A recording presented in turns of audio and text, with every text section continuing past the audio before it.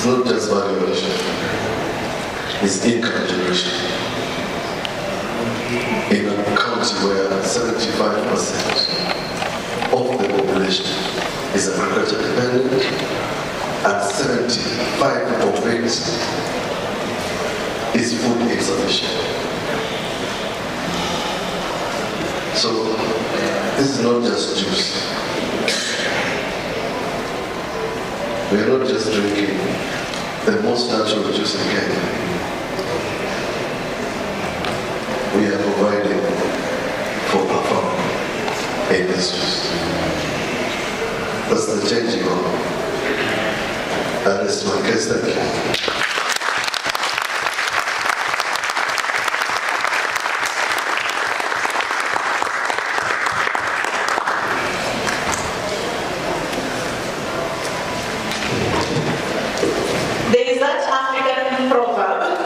And I know it's, at this point maybe we might think it is cliche, but it doesn't make it any less true. If you want to go fast, go alone. If you want to go far, go together. So I want to give you your flowers. Alright? We've heard from the governor on how far Makueni County has come. He's also highlighted how much far things need to go, right? But first, let's mark where we are. Let me give you your flowers. Let us give ourselves our flowers, okay? So, we're going to do this. These are our flowers. And Stanley will tell us this is how you clap, right? In sign language, this is how you clap. And then you hear mosquito, you know what? Flowers. Mosquito, mosquito. All right. So, next on the program, you see photo session, right? So we're going to do something. I've learned a little bit of Italian from Her Excellency, the Grazia. I need to update my CV. Speaks passable Italian, I'm kidding. Now I'm going to teach those who are not covered in the room what you say for when you say want to beat a photo. You say what? Kuna visa. Did I get it right? So you're going to do what now? Kuna visa. Alright, I will start by asking us to stand. I know we've been sitting for quite a while. And then I will ask Mudwako Kuna visa, the photographer, to please come up here.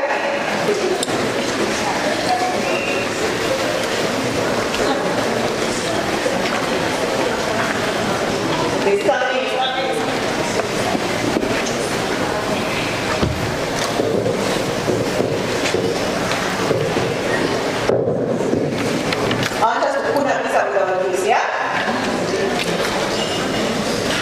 As he chairs you, as the partners, the county government of Makueni, everybody kuna visa? We can say Makueni? Or we say Mambo? Mambo!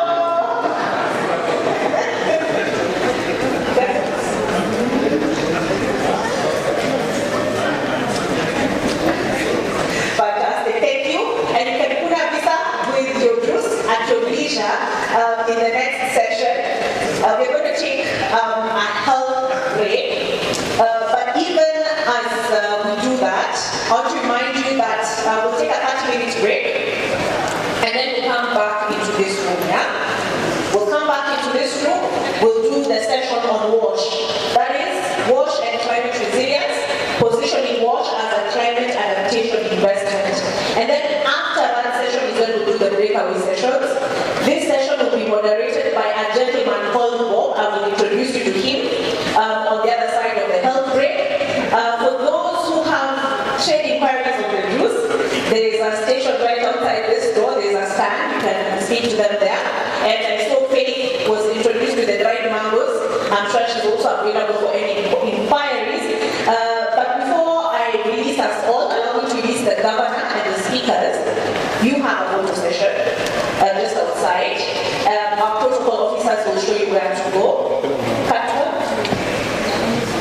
Alright, they'll show you where to go. The rest of us, we have 30 minutes as they take their photos and then go grab their tea to come back into the room and then we'll get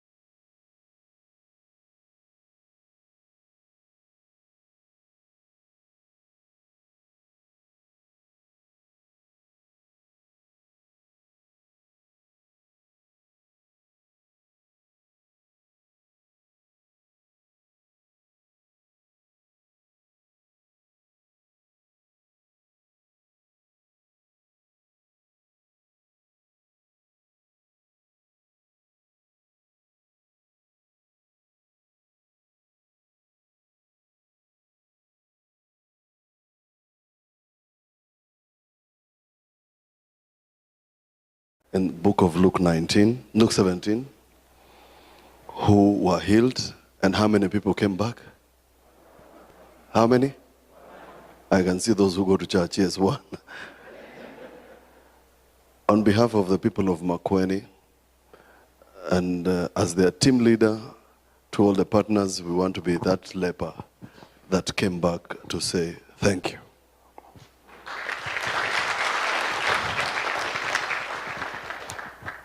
I say this from the bottom of my heart, because in 2022, September, when we got into office, the first thing we did was to call the partners, and we were in a deep humanitarian crisis.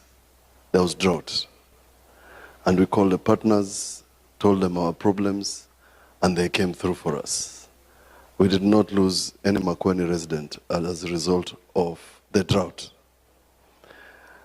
But when the plenty came, which was rain, we lost a few people. Ladies and gentlemen, the third item I want to mention is, although I am supposed to take credit on behalf of everybody, I want to thank the team that we work with. Unlike the Bible, I don't have 12 disciples. We are 12, all of us, at the county executive.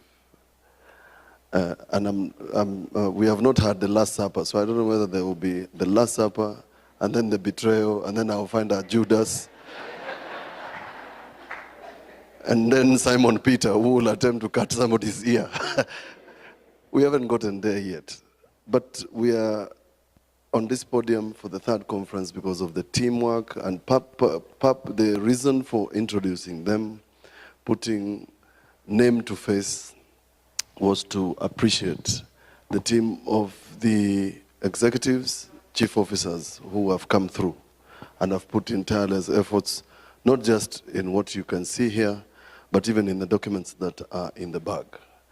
If we were to attempt, and we attempted, and I can tell you, to have a video that shows everything you have done, we can be here for an hour because it's very long. The first video was 35 minutes. And we wanted to give you a snapshot of what you have done to the people of Makueni. One of the things and one of the important aspects of this third conference and the video was for, you might not have heard the mother tongue, but we have translated for you, transcribed what these people were saying. The important thing is not what we, the executive, think about what you have done. The important thing is that we know that from one life to two lives, to one child, to one mother, to a household, to a family, each one of you has blessed these people of Makueni. And each of you, for the work that you have done in Makueni, I can tell you that you are carrying a blessing and a good vibe from somebody who doesn't know where you come from, doesn't know that you are from Milan, like Mora, who doesn't know Lorenza, who doesn't know ENI Kenya, who doesn't know WFP. But that person from Kadhonzweni to Mtito Andei, to Limani Ward, those people appreciate the work that you have done. From the partners who have fed 100,000, to the partners who have fed 3,000, to the partners who have fed one child, from big to large, including a foundation run by my wife, the First Lady, called Anita Mbinya Foundation, that is working on, through some of the partners, to diagnose cancer. When we got into office, the pyramid of cancer at stage 1 at 13%, and everybody else was in level 2 and level 3. Level 2 and 3 is palliative, through the partnership of Savannah. And Savannah, Anita Mbinya Foundation, another, and diagnosis of one sub-county. The results have inverted, and right at the top of that pyramid is 85% of Makueni residents who are suffering from one form of cancer to the other, including 3 cases of men who have breast cancer. And from the discussions we've had with the health team and through partners, who are some in this room, we are now in a position to address at stage 1 some of these cases, refer to facilities where we do not have the care, but have a discussion now, a serious discussion with national government on how we can scale up the detection, early detection of breast cancer, cervical cancer, and another one that men don't like me mentioning is called prostate cancer. We also have cases of cancer in young girls, that is cervical cancer, and it's something that we are, through again the partners, attempting to ensure that our young girls are not affected by cervical cancer and we can address it early in advance. Similarly, through partnerships, and I'm saying this because if I don't say this, I will not sleep well at night. The women of Kenya are suffering quietly and silently in their homes. In some cases, their husbands don't know. In some cases, they don't tell their children of something called obstetric fistula. Kenya, the country called Kenya, has 14 surgeons who are experts on obstetric fistula. One of them is in Makueni. Through partnership with Japaigo, and they're here, are they? Yes. Japaigo. Last year we did over 50 surgeries. Women from all over Kenya. Kiambu, Nairobi, Machakos, Kitui, Kajiado were in Makueni for a week. These stories will bring tears to your eyes because a lady in gray hair has been suffering from obstetric fistula for 19 years. A young girl who has been defiled by the father was in hospital, 7-year-old, suffering from obstetric fistula. And through partnerships, we were able to repair and to send these women back home with a smile to go to their chamas, to go to their meetings, to go and fetch water without wearing diapers.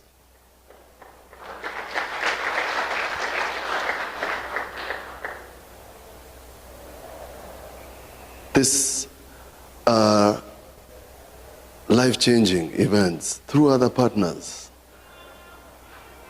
Old men walked into Makueni County Referral Hospital. 2 of them came holding hands. They had walking sticks. They were suffering from something called cataract. When they left, they could see me. They said, "We now can see the person who we voted for." They left me with their walking sticks. I gave them a lift. They could see the car that dropped them home. Those are life-changing events. 303. Through partnerships, we have young people in agriculture. Where is Faith? Faith. Please stand up. Lorenza, this is the young lady who you helped to go and showcase dried mangoes in Italy. That is Faith. So if you want to know the person who helped you get a visa and an interview, Lorenza is seated right here. From partnership with organizations to ensure that Faith can have dried mangoes in supermarkets in Nairobi, can have dried mangoes in supermarkets in Europe. A young lady from Makueni, an entrepreneur, who is now, I'm praying that you've become a millionaire. If you haven't, I'm going to ask why. So those are the stories of partnerships, and there are many. And they cut across board. And we want to say, and if I repeat myself, forgive me for doing so. But I just wanted to say that when I speak about partners, it reminds me of our mantra. that I want to lead a government as their team leader, a government that understands the pain, a government that can understand people have slept hungry, a government that understands, and a government that can shed a tear because there are children in a household who are shedding tears because they have nothing to eat. When I got into office, I told them that when I wanted to be the chief executive officer of Makueni, I wondered what I was going to do in that government. Being a lawyer by profession, legislator, 10 years, what was my business in leading a county? And we lawyers, the only thing we know is to argue cases and make submissions. I came across a book, Steve Hilton. Steve Hilton was the advisor of David Cameron. And he wrote a book about their stint in office when David Cameron was the prime minister. And he said, I now understand government. Government is a monster, a big ogre that is not human, too bureaucratic, too systematic, that is far away from the people it serves. That is our mantra, to lead a government that is more human. If you imagine that somebody can fetch water in a 20-liter jerry can for 5 kilometers one way and walk back for 10 kilometers, you will understand why I have a lot of time for people like Edgar, who are working in Emali. And the situation in counties and rural Kenya is that it's the women who go to fetch water, not men. And somebody comes home with a 20-liter jerrycan after walking for 10 kilometers. Is that person going to be productive for any other thing other than fetching that water? Now imagine the amount of water you use every day. Every day. To shower, for sanitation. And imagine that one jerrycan. When we did the project with ENI Kenya for the water project, I bothered to look into those jerrycans you see here. Inside those jerrycans, at the bottom, is a layer thick like a tarmac. It's black inside. That is dirty water.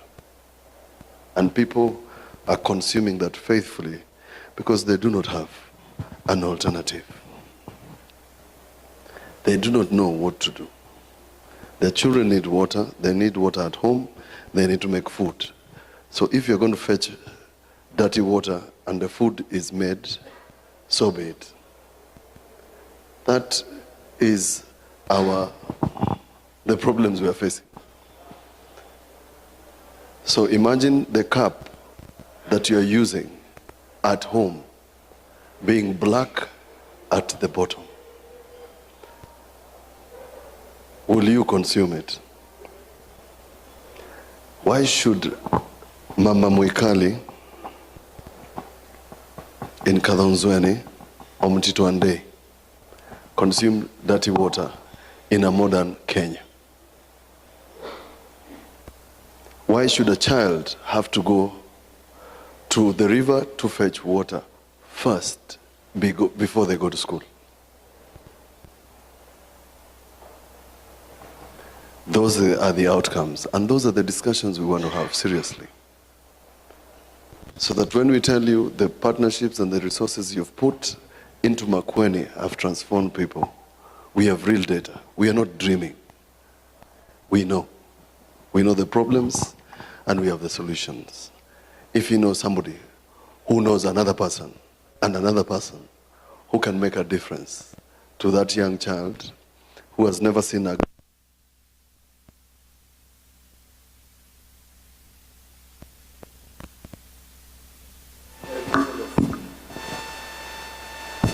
that young child in Makueni, and I say so because my son loves my phone,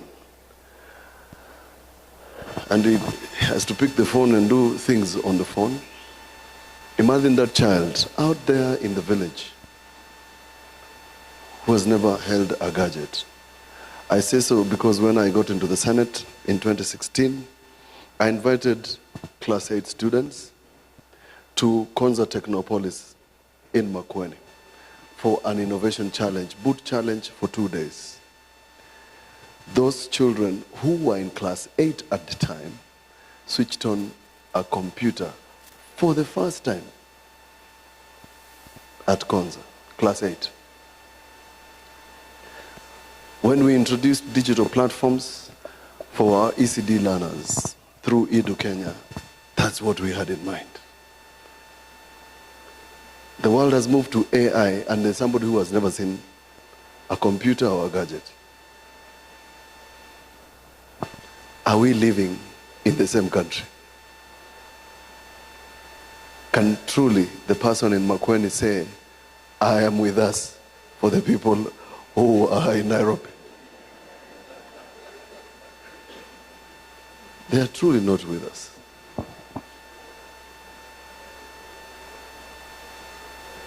So we have serious issues.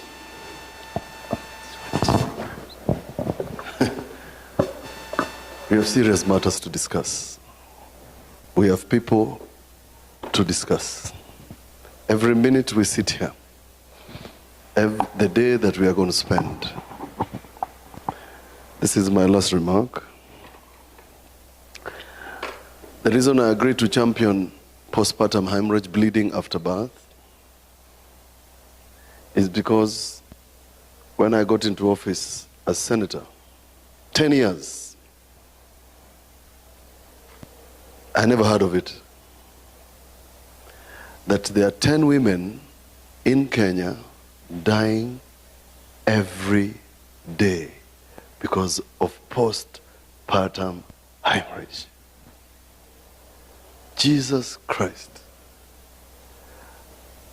When we have an accident and 5 people die, it's a national crisis. But there are 10 women dying out there in the villages, and it's business as usual. Garissa had 18, one hospital. And I posed this question, at the Federation of International Gynecologists and Obstetricians. And I pose to you, if 10 men died daily, anywhere in the world, the men would call for a men's conference, I can tell you. So are the women lesser beings? Like Plato, all men are equal. Does that mean women are not? And yet, where we come from in the ASAL and rural economy, and with tremendous respect to the men, every household, the pillar of strength is that woman. Why should she die when she's bringing forth a human being who she did in partnership with another person who didn't carry the child or who is not going to die?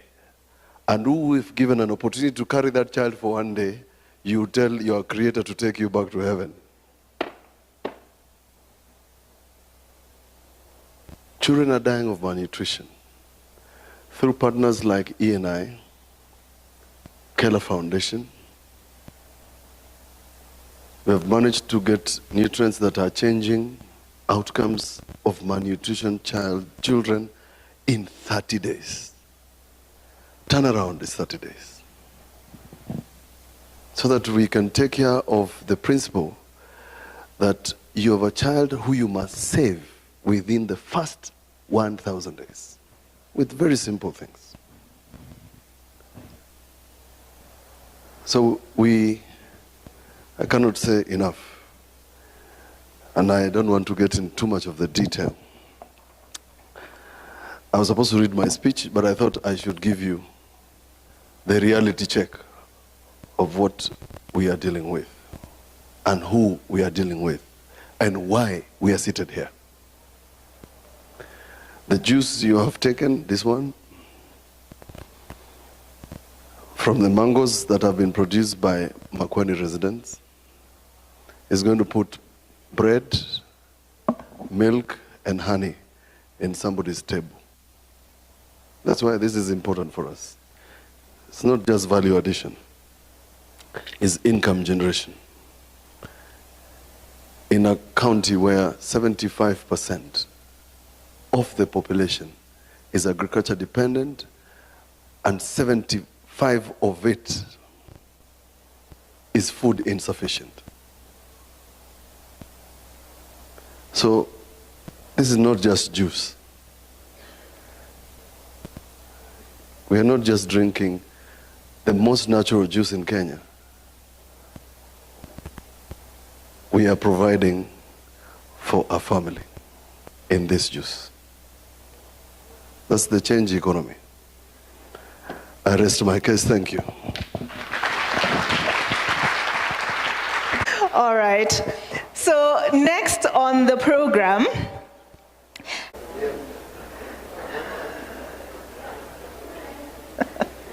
fantastic, thank you. And you can kuna visa with your juice at your leisure in the next session. We're going to take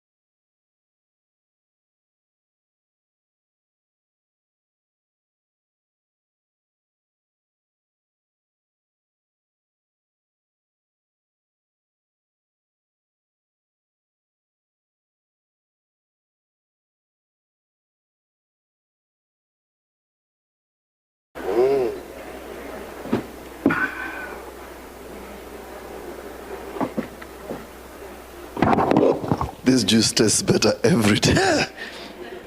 Thank you very much for coming. I want to make this short because we want to have a detailed plenary after this, where we can do a deep dive into some of the issues, as you can see from the program. Before I make my remarks, as an introduction, first, a story is told in the Bible of the 10 lepers in the book of Luke 17, who were healed, and how many people came back? How many?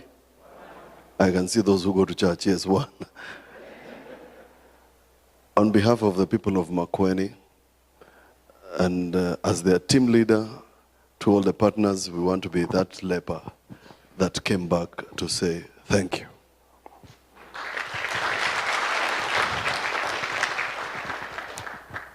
I say this from the bottom of my heart, because in 2022, September, when we got into office, the first thing we did was to call the partners, and we were in a deep humanitarian crisis. There was drought. And we called the partners, told them our problems, and they came through for us. We did not lose any Makueni resident as a result of the drought. But when the plenty came, which was rain, we lost a few people. Ladies and gentlemen, the third item I want to mention is, although I am supposed to take credit on behalf of everybody, I want to thank the team that we work with.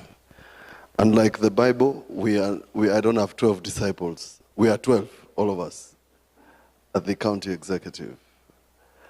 And we have not had the Last Supper, so I don't know whether there will be the Last Supper, and then the betrayal, and then I'll find a Judas.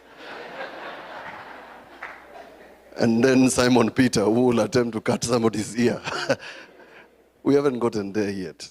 But we are on this podium for the third conference because of the teamwork and the reason for introducing them, putting name to face, was to appreciate the team of the executives, chief officers who have come through and have put in tireless efforts, not just in what you can see here, but even in the documents that are in the bag.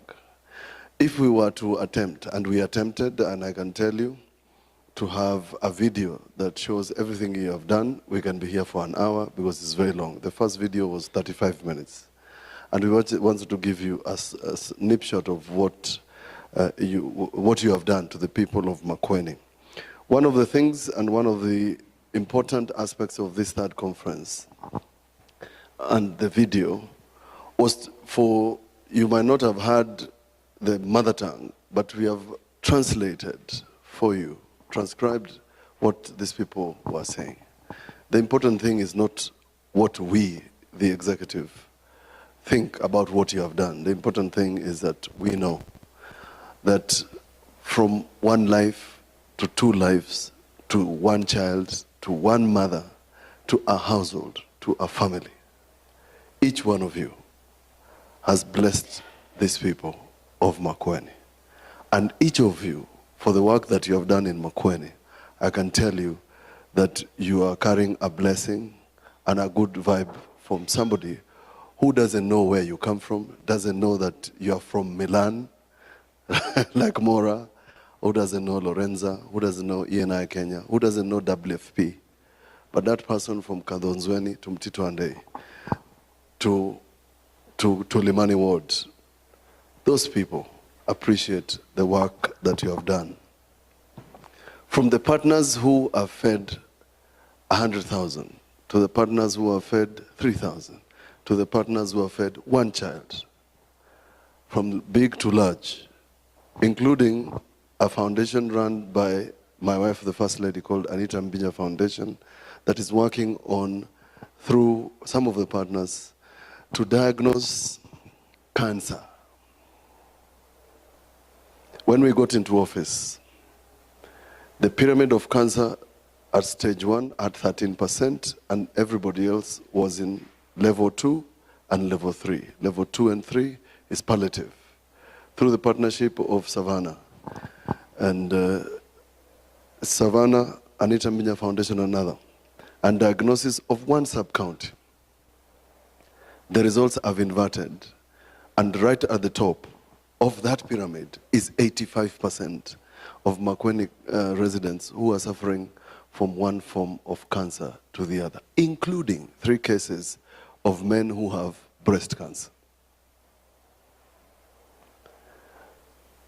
And from the discussions we've had with the health team and through partners, who are some in this room, we are now in a position to address at stage 1 some of these cases, refer to facilities where we do not have the care, but have a discussion now, a serious discussion with national government in how we can scale up the detection, early detection of breast cancer, cervical cancer, and another one that men don't like me mentioning is called prostate cancer. We also have cases of cancer in young girls, that is cervical cancer.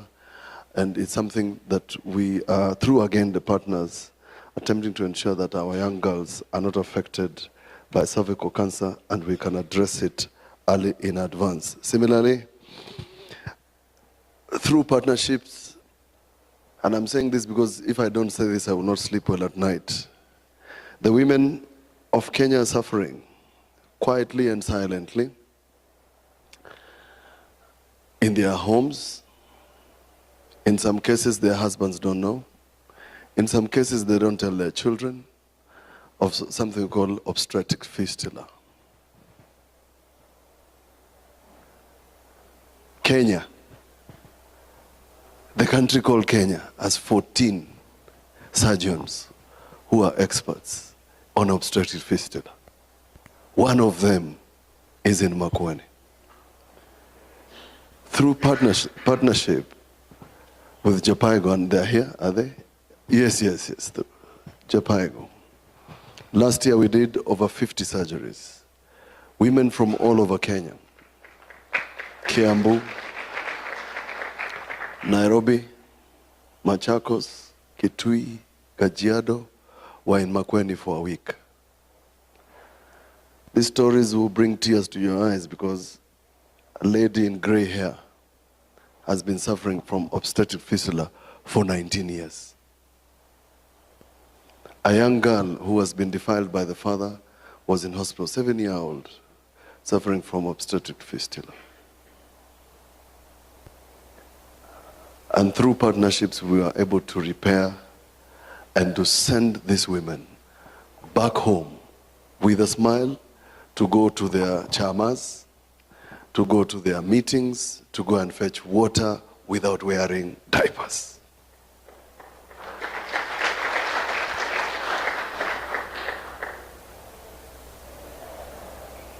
These are life-changing events through other partners. Old men walked into Makueni County Referral Hospital. 2 of them came holding hands. They had walking sticks. They were suffering from something called cataract. When they left, they could see me. They said, "We now can see the person who we voted for." They left me with their walking sticks. I gave them a lift. They could see the car that dropped them home. Those are life-changing events. 303. Through partnerships, we have young people in agriculture. Where is Faith? Faith. Please stand up. Lorenza, this is the young lady who you helped to go and showcase dried mangoes in Italy. That is Faith. So if you want to know the person who helped you get a visa and an interview, Lorenza is seated right here. From partnership with organizations to ensure that Faith can have dried mangoes in supermarkets in Nairobi, can have dried mangoes in supermarkets in Europe. A young lady from Makueni, an entrepreneur, who is now, I'm praying that you've become a millionaire. If you haven't, I'm going to ask why. So those are the stories of partnerships, and there are many. And they cut across board. And we want to say, and if I repeat myself, forgive me for doing so, but I just wanted to say that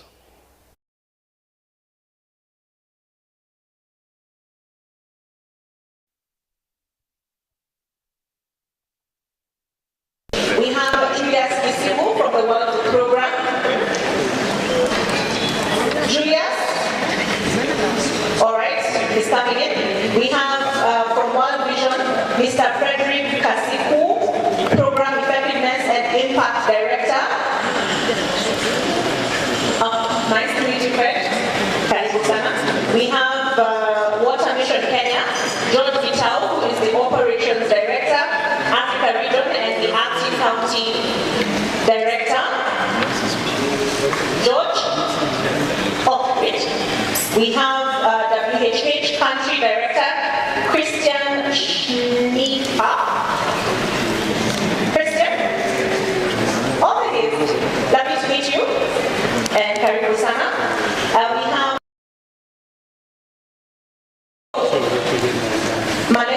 Shivaji,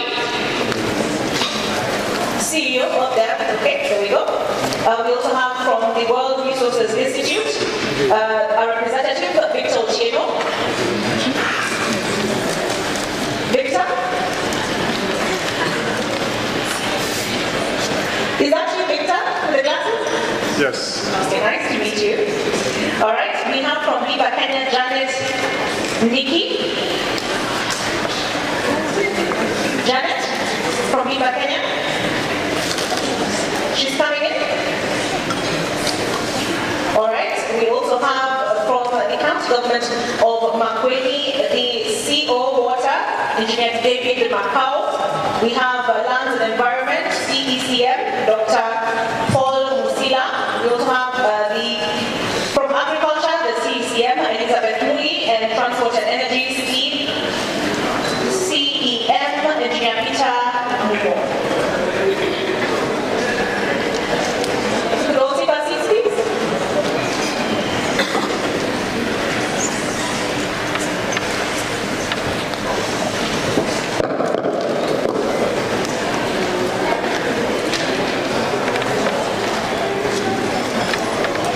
All right, I will hand over now to the moderator of this session, who is Robert Isula, aka Bob.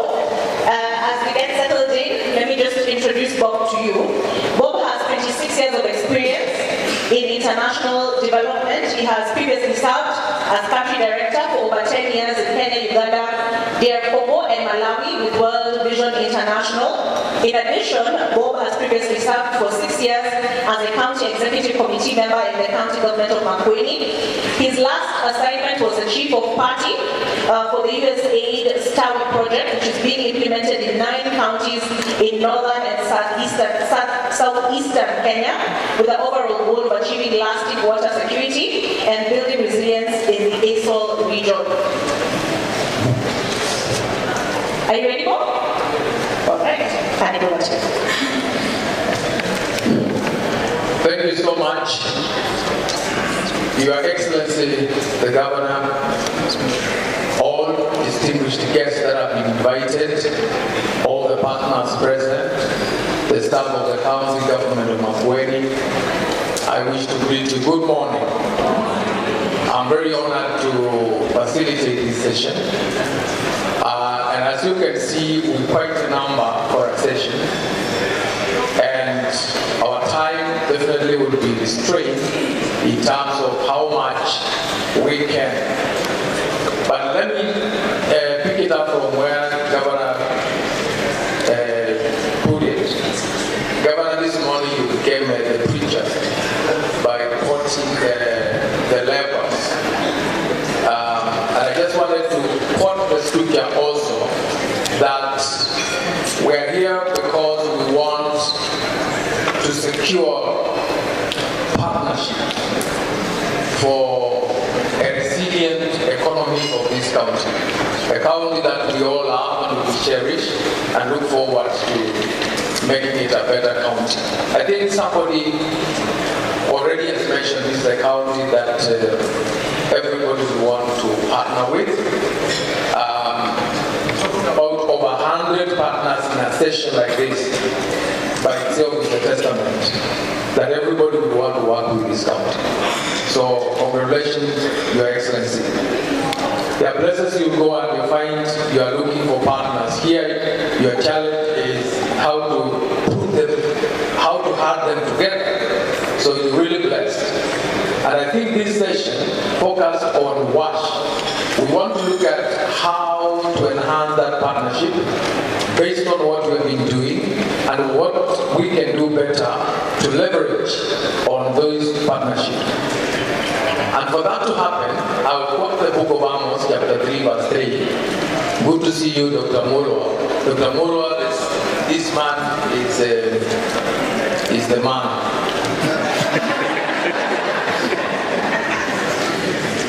He knows what I've said. I will start by engaging with the county executive committee members. Those that have their operations related to WASH. So that you will be telling us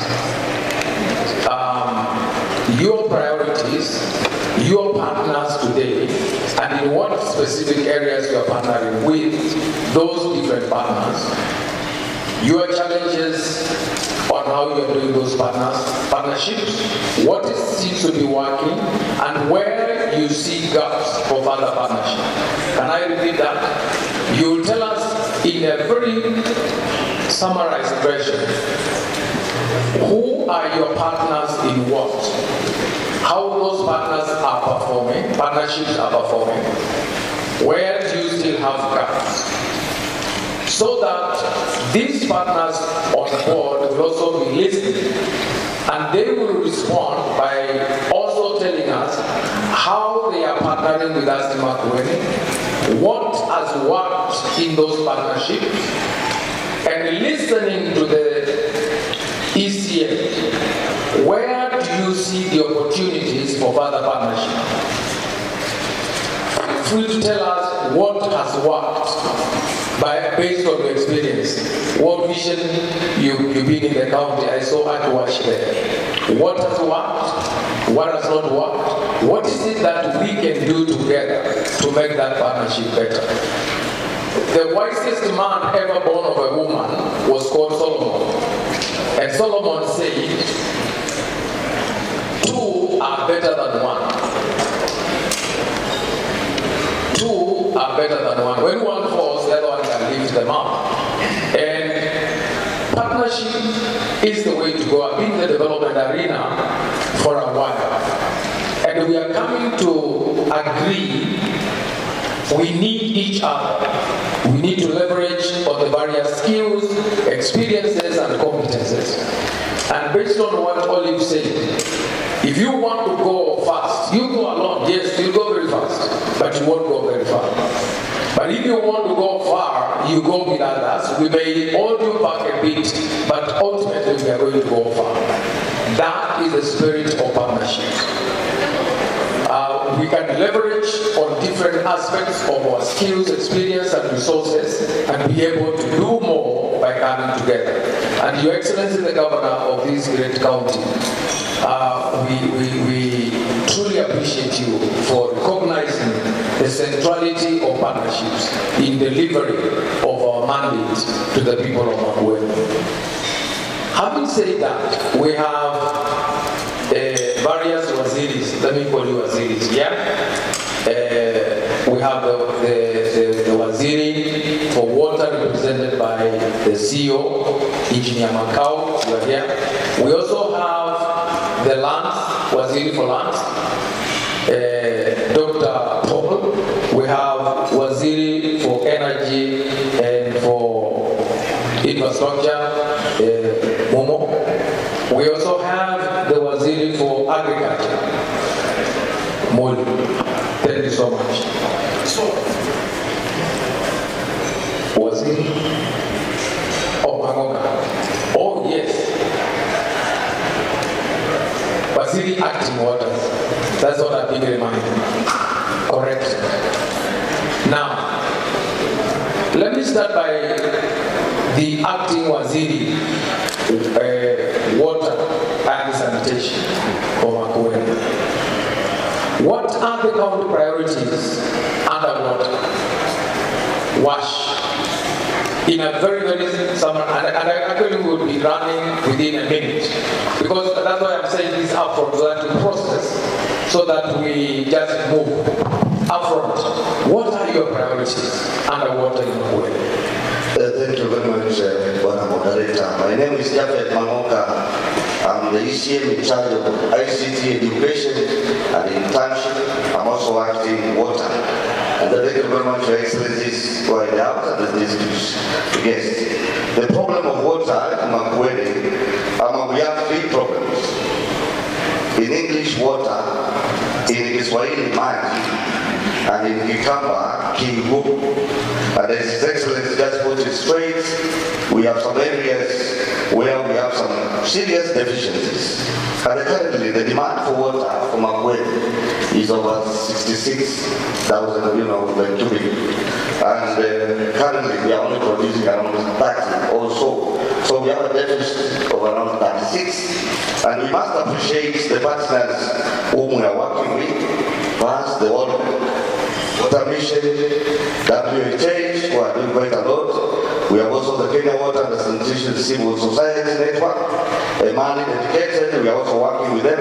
World Vision, Neighbors Initiative, African Sun Foundation, Give Power, Center for Social Planning and Administration Development, Rural Water Management Solutions in Kenya, the Salvation Army, and we are also working closely with the government agencies, TANAHATI, Water Sector Trust Fund, Water Resource Authority, Water Sector Regulatory Board, the National Education Board, the National Drought Management Authority.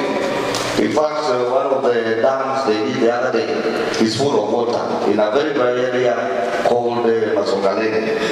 We have invested quite a lot of money, or the partners have invested quite a lot of money in partnership with the government of Makueni. Kalawa is one of our big projects which is being done by the World Vision. Over 150 million has been invested there. We have the Okotoland Water Project, a collaboration between the government of Makueni and the WVK. Over 134 million has been invested. And we have also other projects, Kaiti 2, we have Muatinene, Wamakau, and essentially through the World Bank, we have managed to complete 12 projects and a flock. And that has a great impact in Makueni, and we do appreciate over 182 million has been invested. And the quite a lot also we are expecting to roll out other more than 13 projects which will be rolled out in all the wards, so that in complete the 30 wards of Makueni as a flock project. Generally,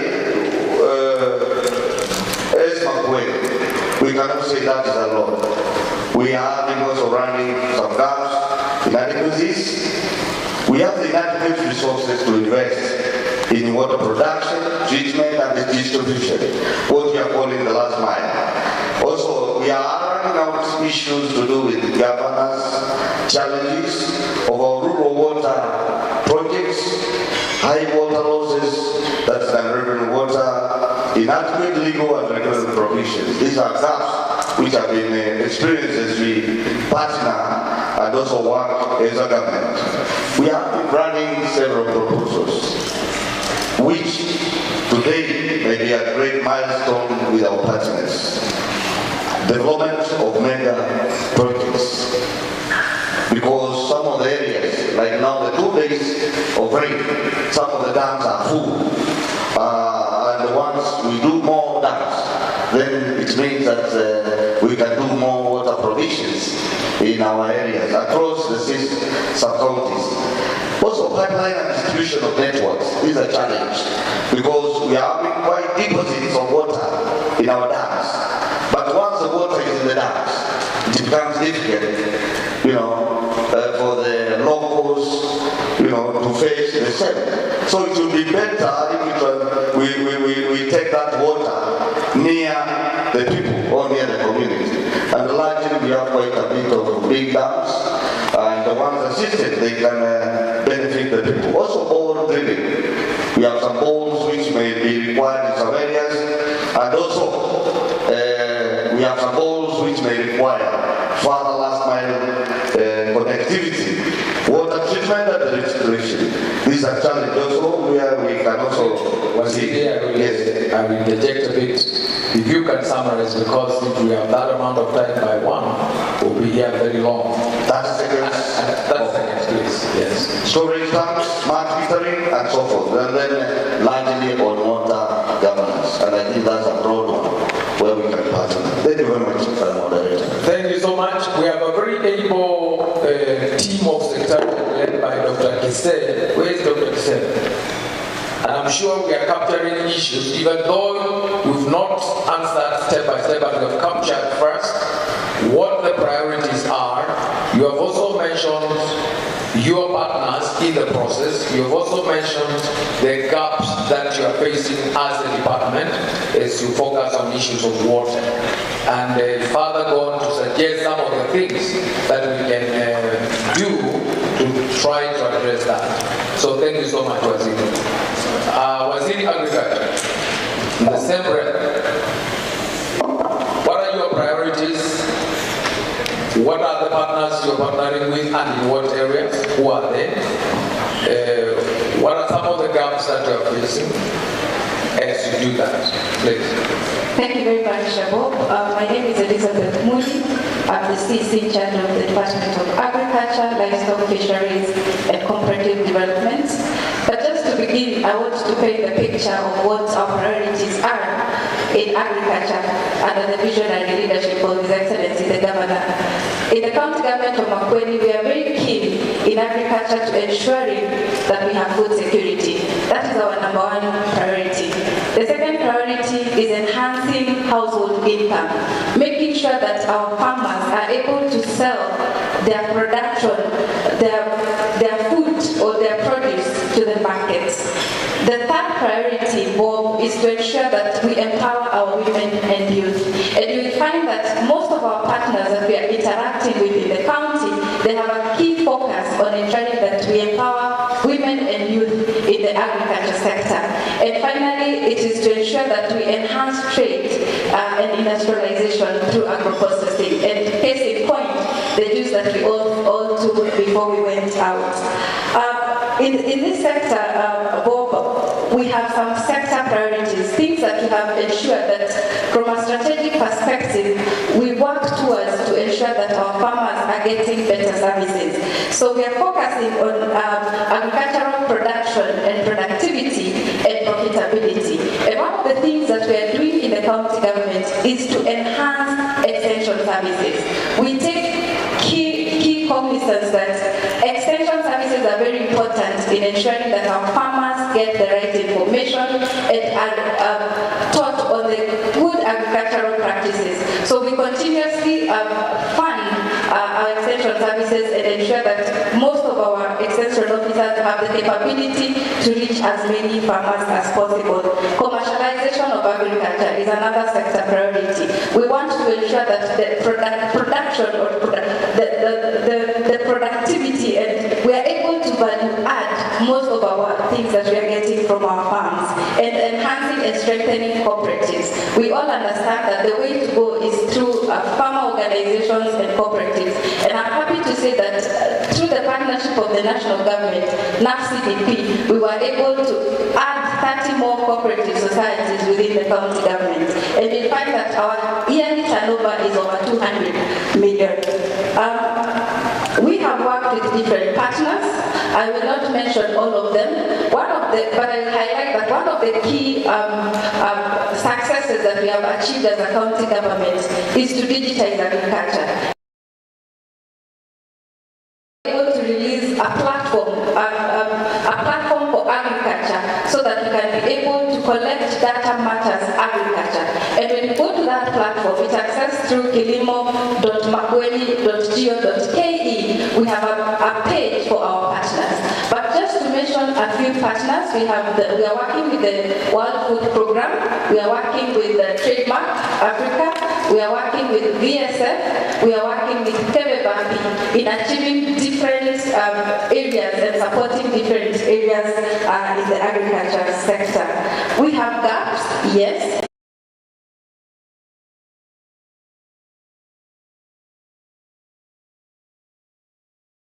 Partners will have supporting us to close that gap and ensuring that we enhance climate and sustainable agriculture.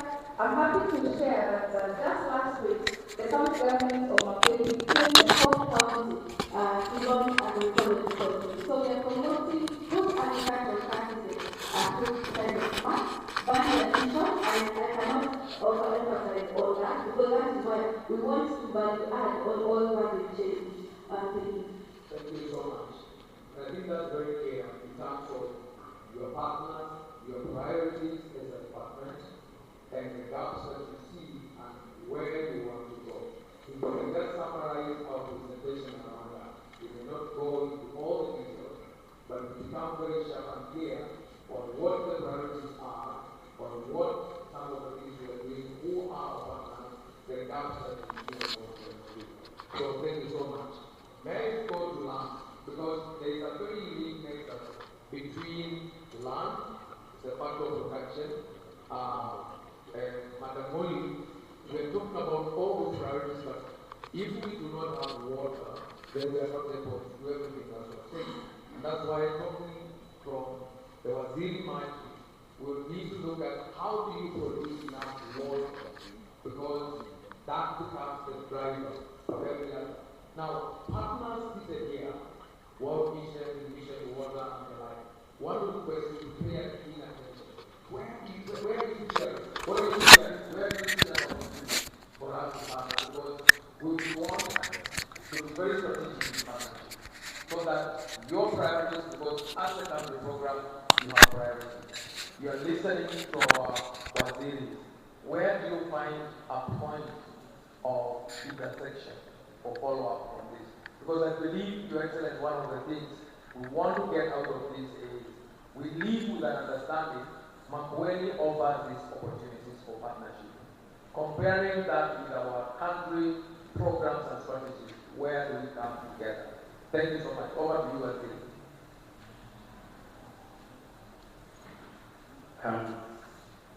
Thank you, Bob. I am happy that Waziri Agriculture and Waziri Water have spoken just before me.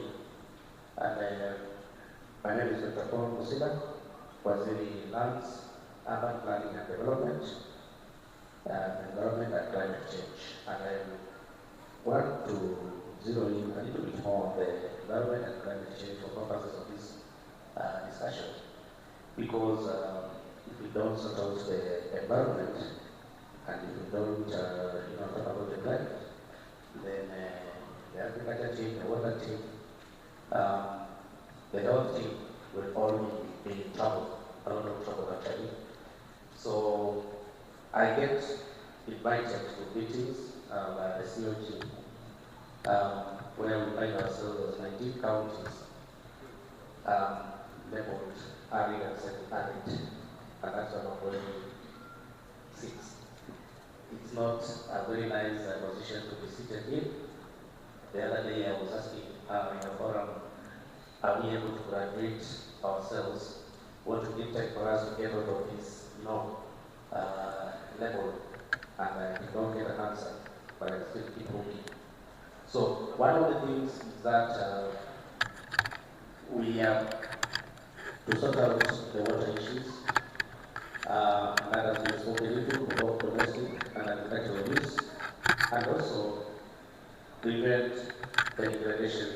I have a map of Makueni County, and it's actually, I can report that 100% of the land that we have is degraded.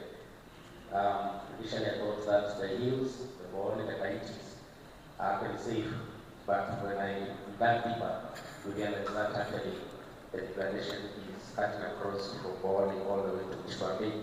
So that's one of our main troubles, and it's one of our priority areas. We need to be able to sort that out, the degradation, and also encourage ourselves to practice differently in terms of smart agriculture and diversify in terms of what to grow. I am not able to convince my mother to stop growing maize. I have given up. So I still had last week I even sent her money to plant maize in our farm. And that is the mindset change is something that we still have to deal with in a big way. We learned the partners, as Mamoka has spoken about ROCA, the ROCA project, World Bank. We are coming, a project that is coming up, and that is going to be quite exciting, the Kenya Watershed Improvement Program, and the World Bank as well. We are going to be looking to restore our environment.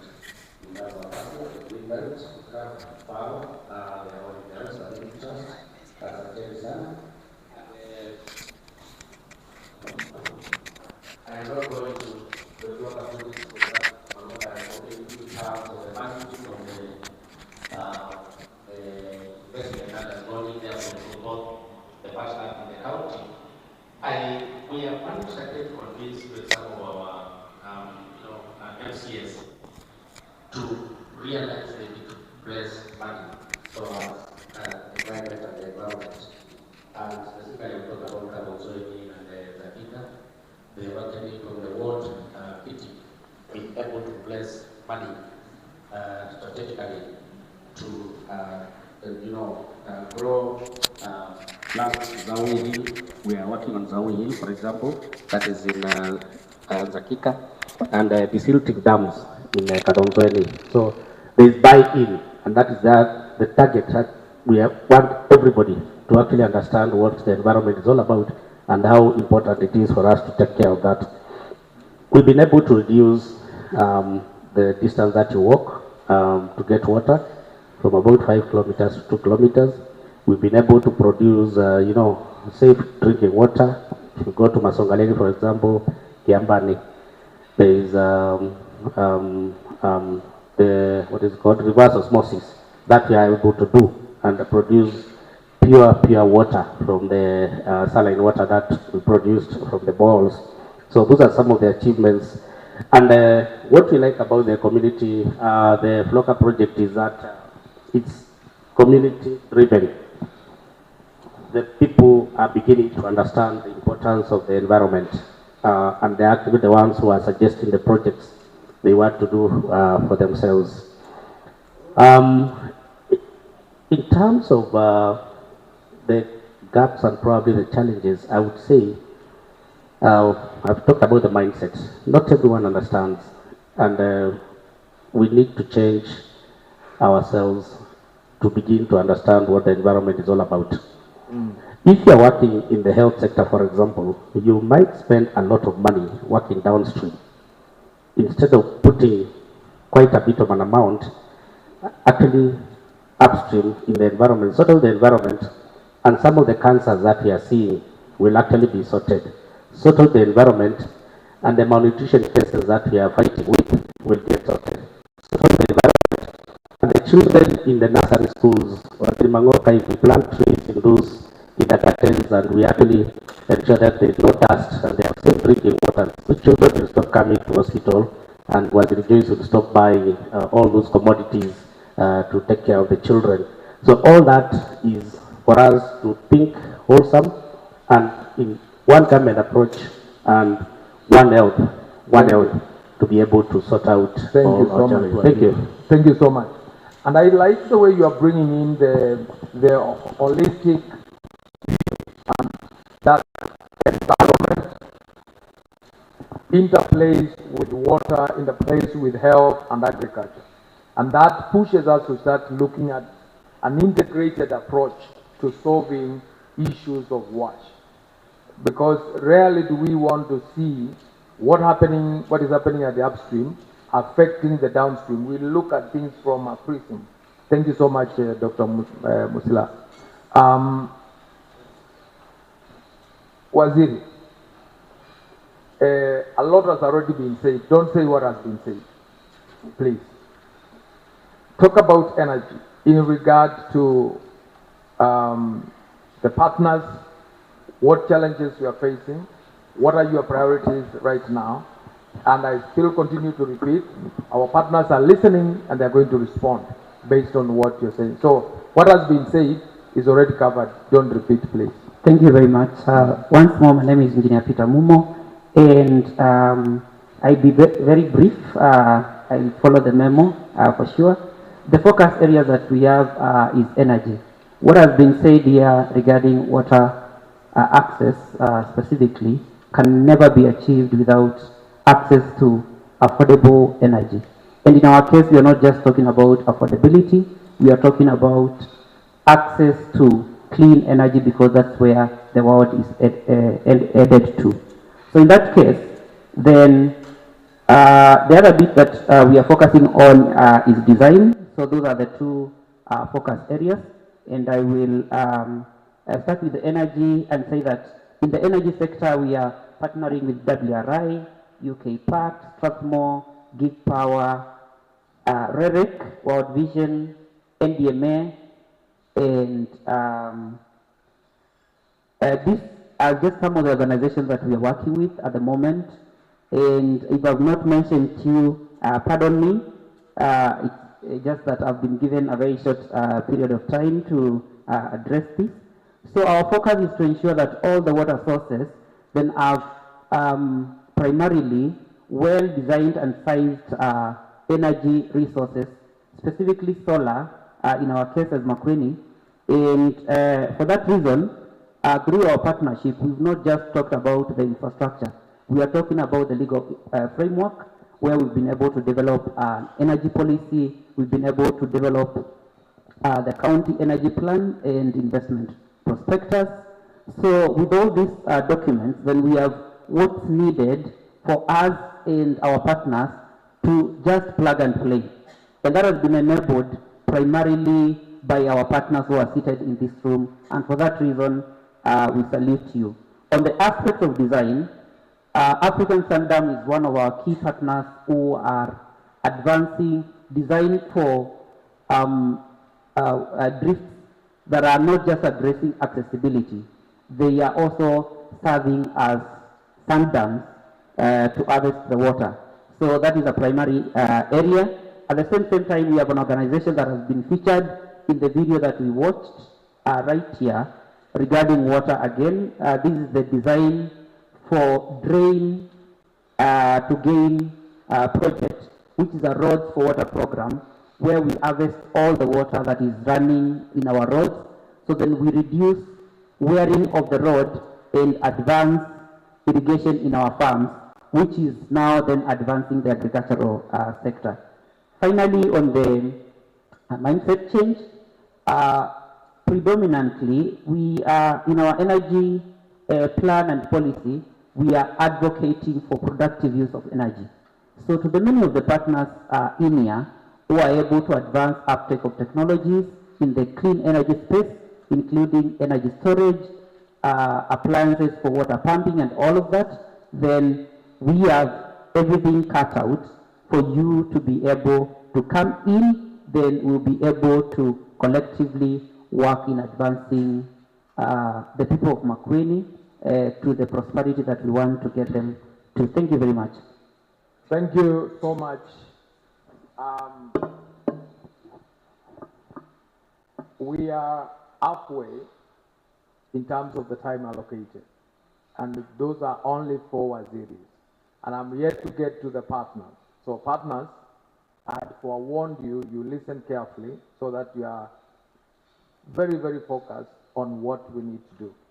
And if you allow me, my sister, you are covered? You are representing? Sorry? You are a partner. Very good. I will start from here, just because you are near me, not because of any other priority. But I also need to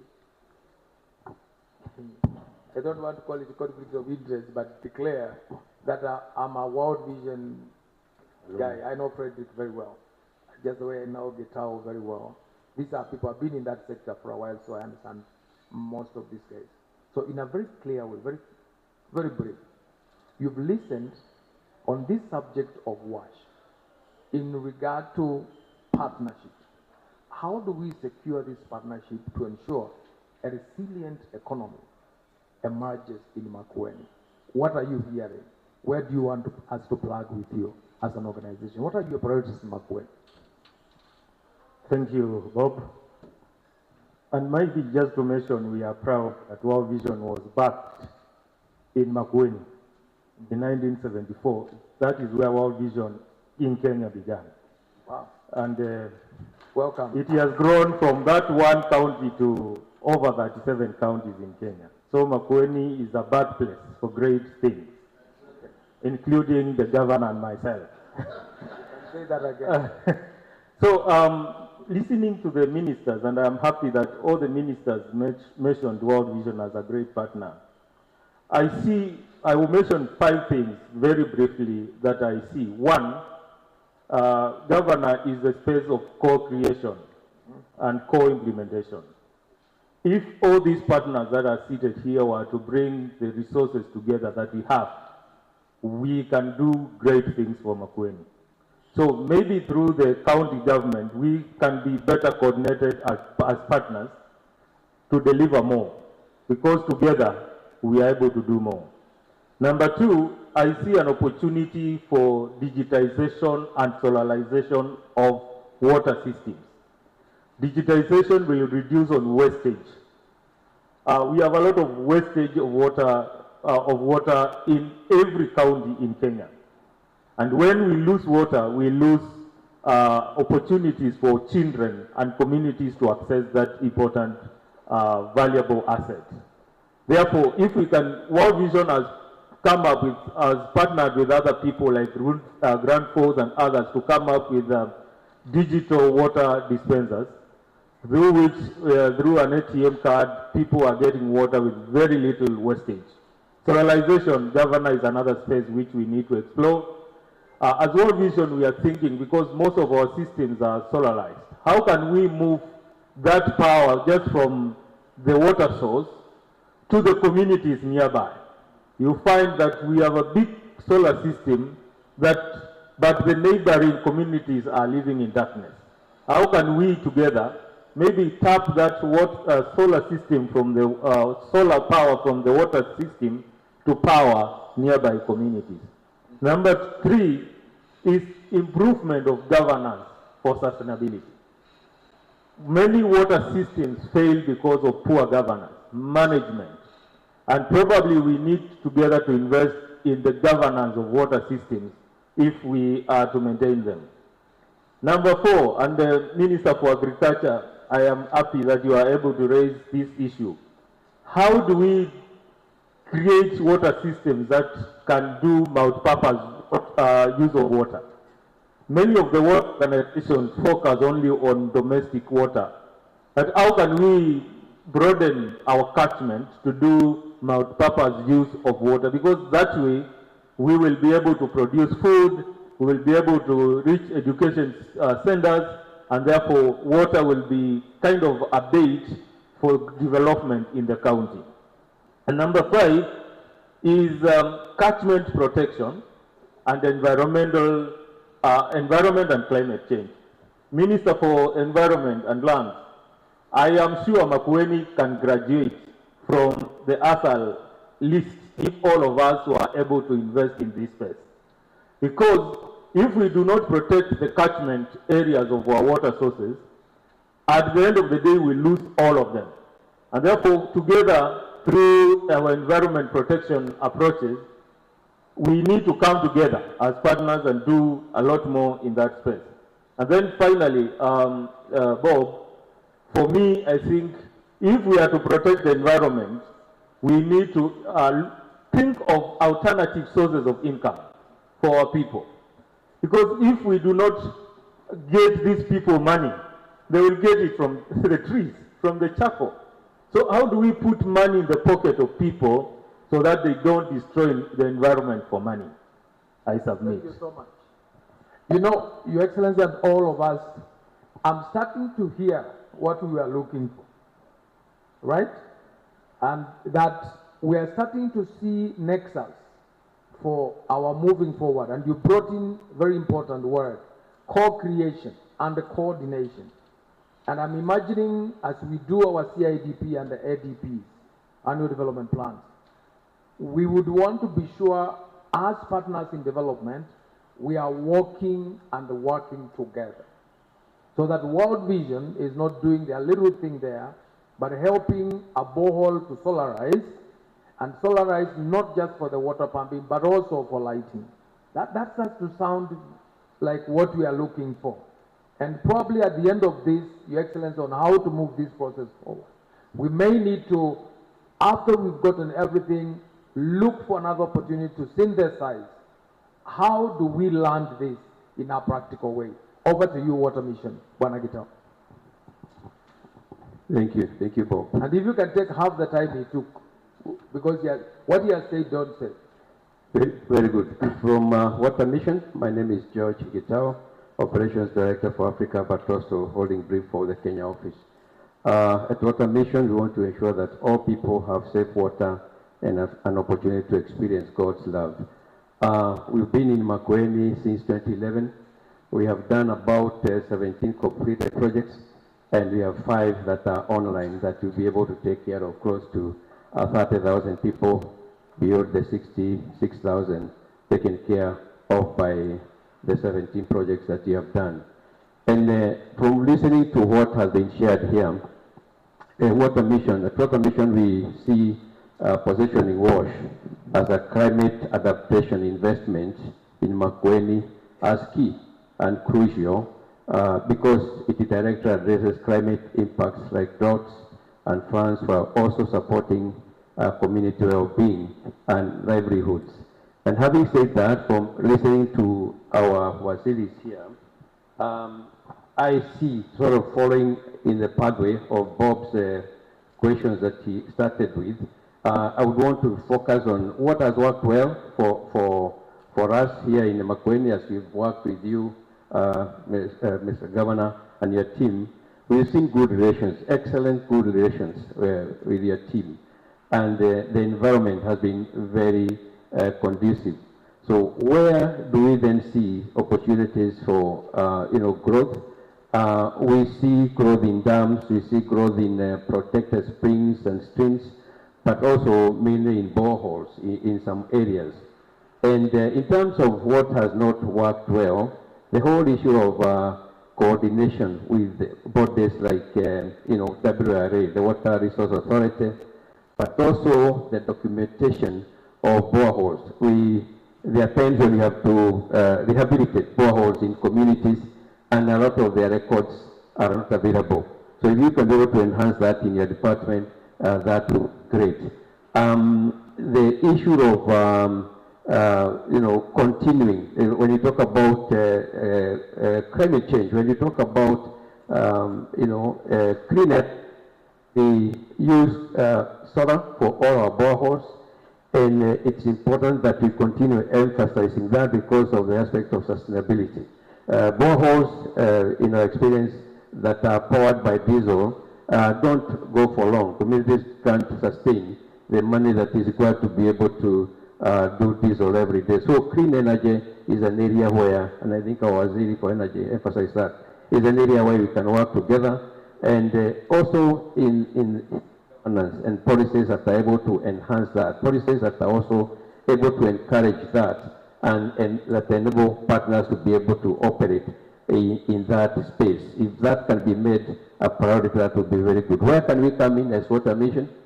We are looking at now, we are in the middle of working with your team to do what we call a master planning for the next 15 years for Water Mission. We are focusing on Makueni, which is good news here for this morning, but also on Turkana. For Makueni, we are operating in 5 or 6 counties, and we see a lot of opportunities. Most of them have been mentioned here. If we can be able to then co-create, the aspect of co-creation has been mentioned here, co-create together so that we can see where we place the priorities in those particular counties, that would be great. So that is an opportunity. But also, one thing you need to underline and think about permanently here is the issue of sustainability. When you talk about these projects, how do you sustain them? It's very easy to say provide water, but we need to institute a mechanism of ensuring that there is sustainability, so that at least we can work together on how to ensure that the projects that we do as Makueni County and Water Mission can be able to endure the tests of time. Thank you. Thank you so much. Thank you so much, Gitao. You could pass on that. So, Your Excellency, there is something emerging here on solarization. And I think it's starting to become, in the spirit of sustainability and cheap and clean energy, to the extent where, if I'm picking it right, but we will also come to that point of synthesis, that we are saying as partners with the county, we may be saying that we want to move towards solarization as one way of addressing issues of climate change, issues of sustainability, by ensuring we have cheap and reliable, clean source of power. And now there are themes that I'm starting to hear forming. Another theme that is starting to form is the issue of co-creation, that we can plan together. You talked about how many years in Makueni? Yeah. So, very good to listen to you. Thank you. Over to, can I remember them again? That is what? The organization? WHH. Ah, we have met. Sorry. WHH, exactly. Yes. Yeah. The full name gives us an opportunity not to only to learn Italian, but maybe even a little bit of German. So WHH stands for Welthungerhilfe. Wow. That's a German word. And I I've actually never gotten how to pronounce that name, but good. Very quickly, Welt means world, Hunger means hunger, and Hilfe means something like relief, so World Hunger Relief. So that's the organization I'm representing here as the country director. And we have been working in Makueni since 1999. And our mission is für eine Welt ohne Hunger. That means for a world without hunger. So you can see that I'm sitting here on a wash panel, and we have a very big footprint in wash in Makueni since years. And I think already very much our partners from the department in wash, but generally the Makueni County, thanks so much for your leadership here. I'm very pleased also to sit here in a partnership conference in a world that is looking into isolation and everything is, you know, separated, and it's very difficult to find this partnership. So it's a matter of relief for me personally to see so many like-minded stakeholders in one room, and I'm very happy. And as much as it's your partnership conference, I'm also here to find all sorts of partners. So please approach me whenever you find the time, and I will be around. So, and then also what you said about humanity and the solidarity that we need in this world. I'm very much grateful for your speech that you gave earlier. So quickly back to Welthungerhilfe, and I would like to talk to the integrated approach that you mentioned. So maybe I'm bringing in a new topic. So we had the solarization. So we are also very much an organization that can combine wash with agricultural activities and making the water that we are harvesting and making accessible for human consumption also productive for agriculture and agricultural purposes. We have WASH in our program, Fighting Hunger, because we know how much the implications are between having access to clean water and malnutrition and all implication it has to health. So that's why we are also having a very strong WASH footprint, but we always aim also to bring in nutrition aspects, agricultural aspects, to make this water more accessible and more productive. And we also see it as a strategy to protect the sources. We talked about operation and maintenance or functionality. When we have, let's say, this multi-purpose use of a water source, we also see that the water source is better protected and better taken care of by the communities. And that's also a road for success, I would say, that we can bring in. And it brings me to the topic of functionality. I think this is something also that we need to prioritize. We have nice experience now around the ATMs. We call them ATMs. They have been in the video. If you paid attention, Welthungerhilfe was mentioned. There was an ATM, a smart dispenser. For me, that's a very wonderful technology that has proven itself and makes its contribution to a good operation and maintenance success. We see how the communities appreciate it. We have even now the situation, in the beginning we were a bit concerned, are communities not saying we are locking up the water or with this technology, but now we have the situation that communities that don't have this technology yet are proactively asking for it also to be introduced into their community. So there are promising signs. We just finished an assessment last week where we looked much deeper into functionality questions. We met again very many, almost said friends, colleagues from the department, from the county, to explore also new avenues. How can we find a co-financing mechanism between county resources, community resources? Our donor is Charity Water Resources, to put them together, also to work on the operation and maintenance bit. And that brings me to the last one, a joint advocacy strategy for Makueni, for our cases that we are sitting here and bringing us together. In our case, it's WASH. You mentioned agriculture. You know, to bring our partners, our voices together and advocate for our case through evidence, through data, through success stories, through evidence that we create every day with our work, the impact that we make, that you make as a county. You have seen it in the video, and to show and present our case to those that can support us. Thank you. Thanks. Thank you so much. Next is Giba. I partnered with, just for disclaimer purposes, I partnered with World Vision, with the Water Mission, with WH, with Give Power. Wasn't it? Yeah, so just a bit about WH. All your projects that we've worked with one guy called Nicholas in Makueni, they are excellent. Our last engagement with you at Makindo, excellent. And wanted to know, when you say you've just finished that assessment,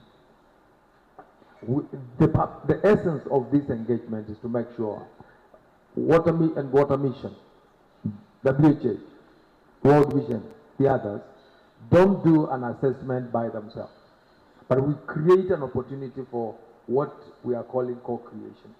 It gives us an opportunity to learn together, to plan together, and implement together. And it's now, that's how we are saying we want to secure our partnership for a resilient economy in Makueni by working together. So, a good thing. Over to you. Thank and you. now that he has spoken a little bit with some German accent, now you get it straight in 2 minutes. I was hoping you would tell me to speak with my accent. It's already there. It's already there. Okay, ladies and gentlemen, my name is Malesi Shivaji. I'm the CEO of Kewasnet. And maybe just to start with is to register our appreciation to Your Excellency for according us an MOU this year.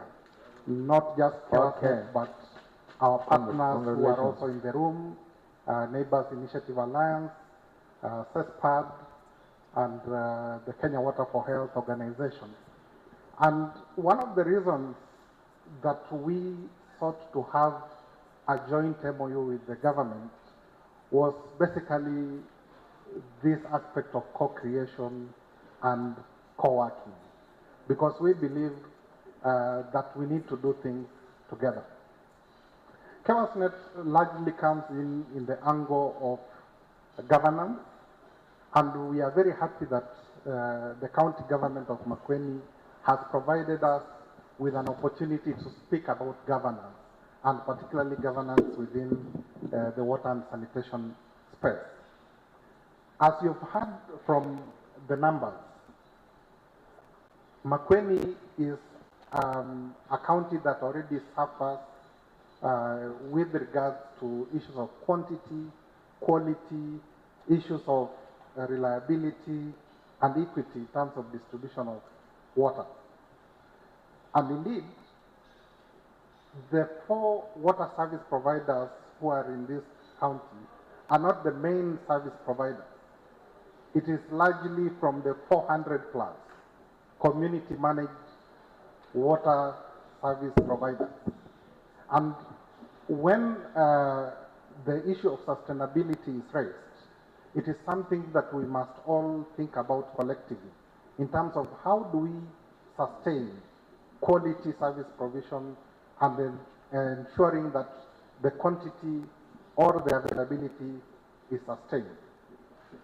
So Kewasnet and her partners are digging quite deep into this to try and see how do we try to support the community managed systems to professionalize, to have better governance systems, and to work within the system of government as it is.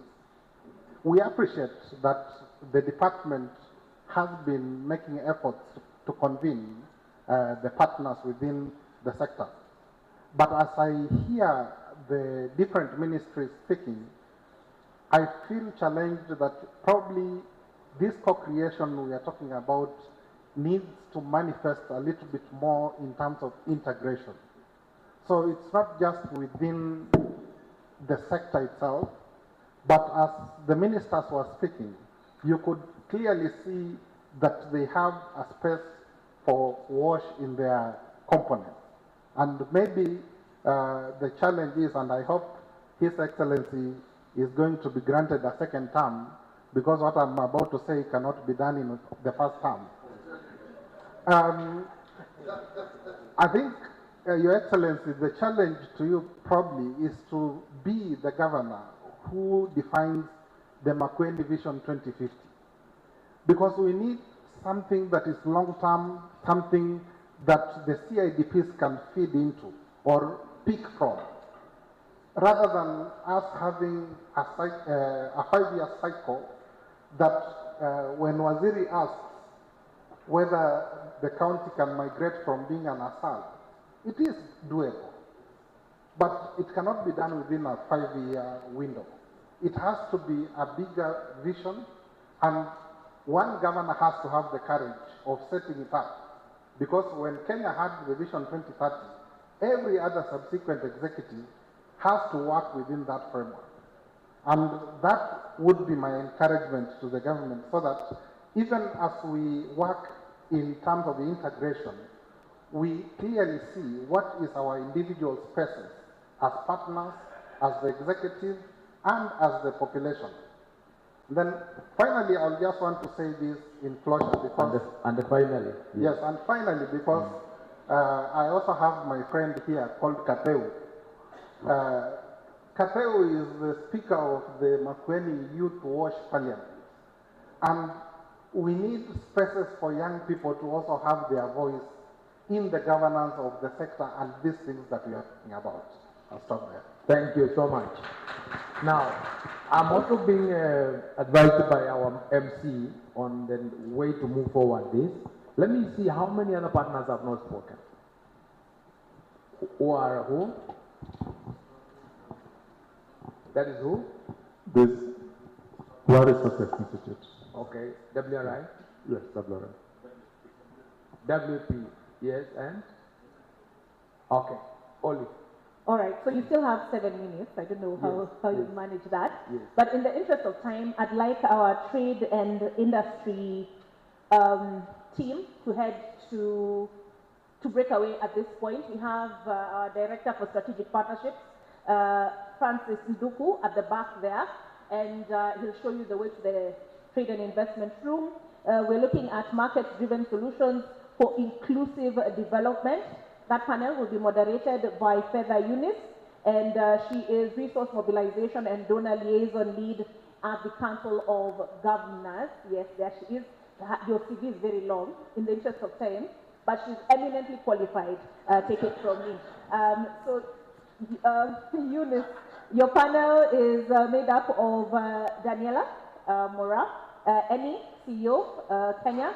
We have Iviani Farm CEO, Faith Mumo, KCB Foundation representative, Makueni Food Processing Plant CEO, Joseph Kyoko. We have the Director General National Vocational Training. We have the County CCM Trade, Dr. Sonia Nzilani, the CCM Education, Mangoka Japheth, and Mali Municipality Manager Philip Ngila. Please, and if you're interested in participating in that session, just go to the back, and Francis Nduku will show you where to go. Meanwhile, your 7 minutes continues, Bob. Okay, thank you so much. MC, this normally, when you talk about WASH, it's very, very inclusive.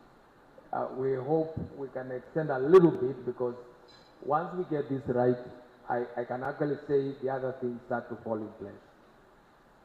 Over to you, sir. Thank you, sir.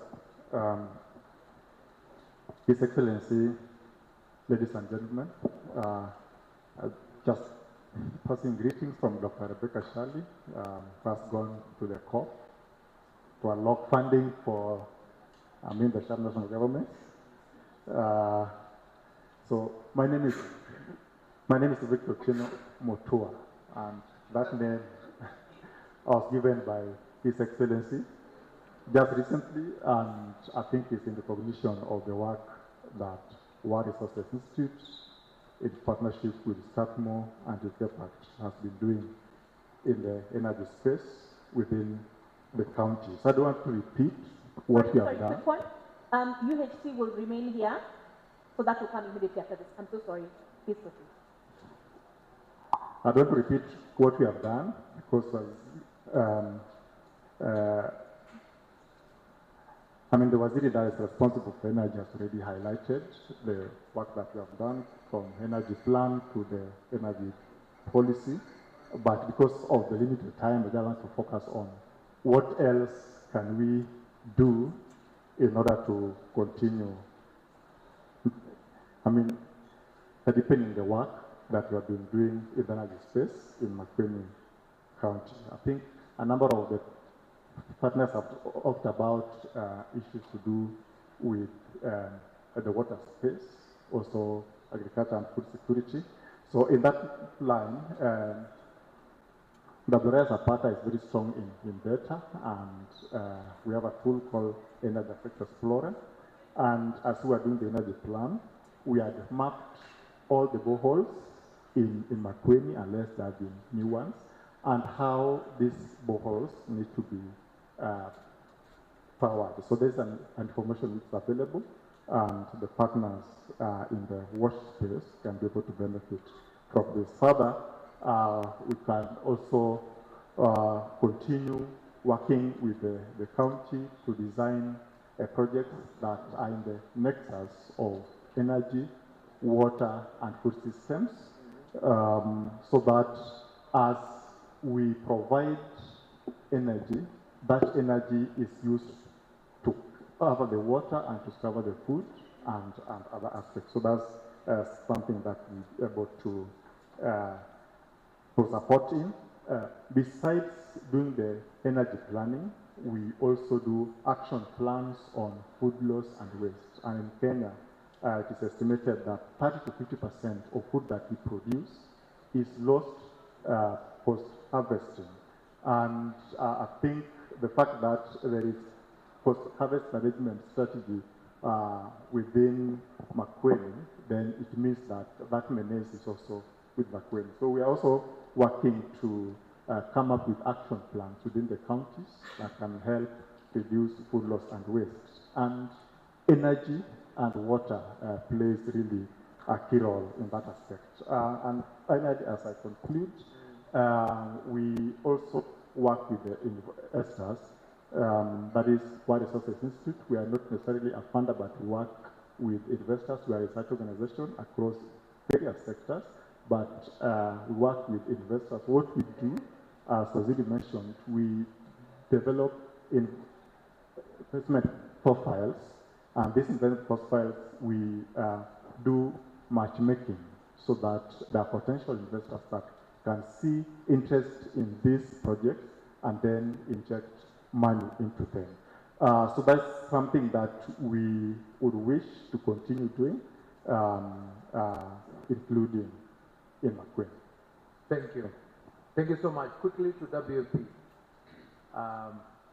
Yes. To Your Excellency and all the other guests, my name is Julius Kisingu. I head the Nairobi Field Office, which covers Makueni, among other counties. I bring greetings from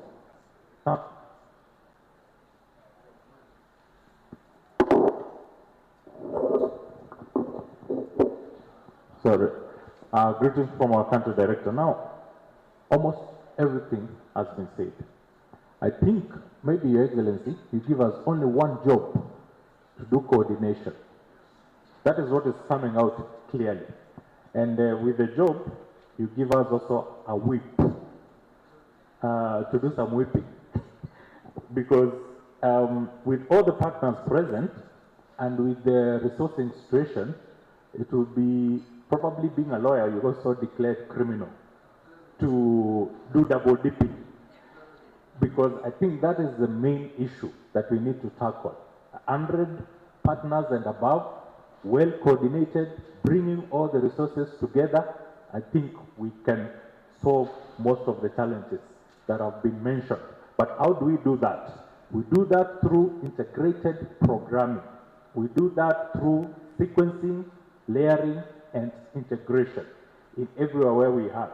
Because we are looking at the basic human needs. What are the basic human needs, and how are we able to solve them in an integrated manner? Like the way Dr. Musela was mentioning, you solve environmental issues, you are solving health issues. So how do we do that in a well-coordinated manner, but in integrated programming, following sequencing, layering, and integration? The other key area that has not been mentioned is how do we link social protection with livelihoods?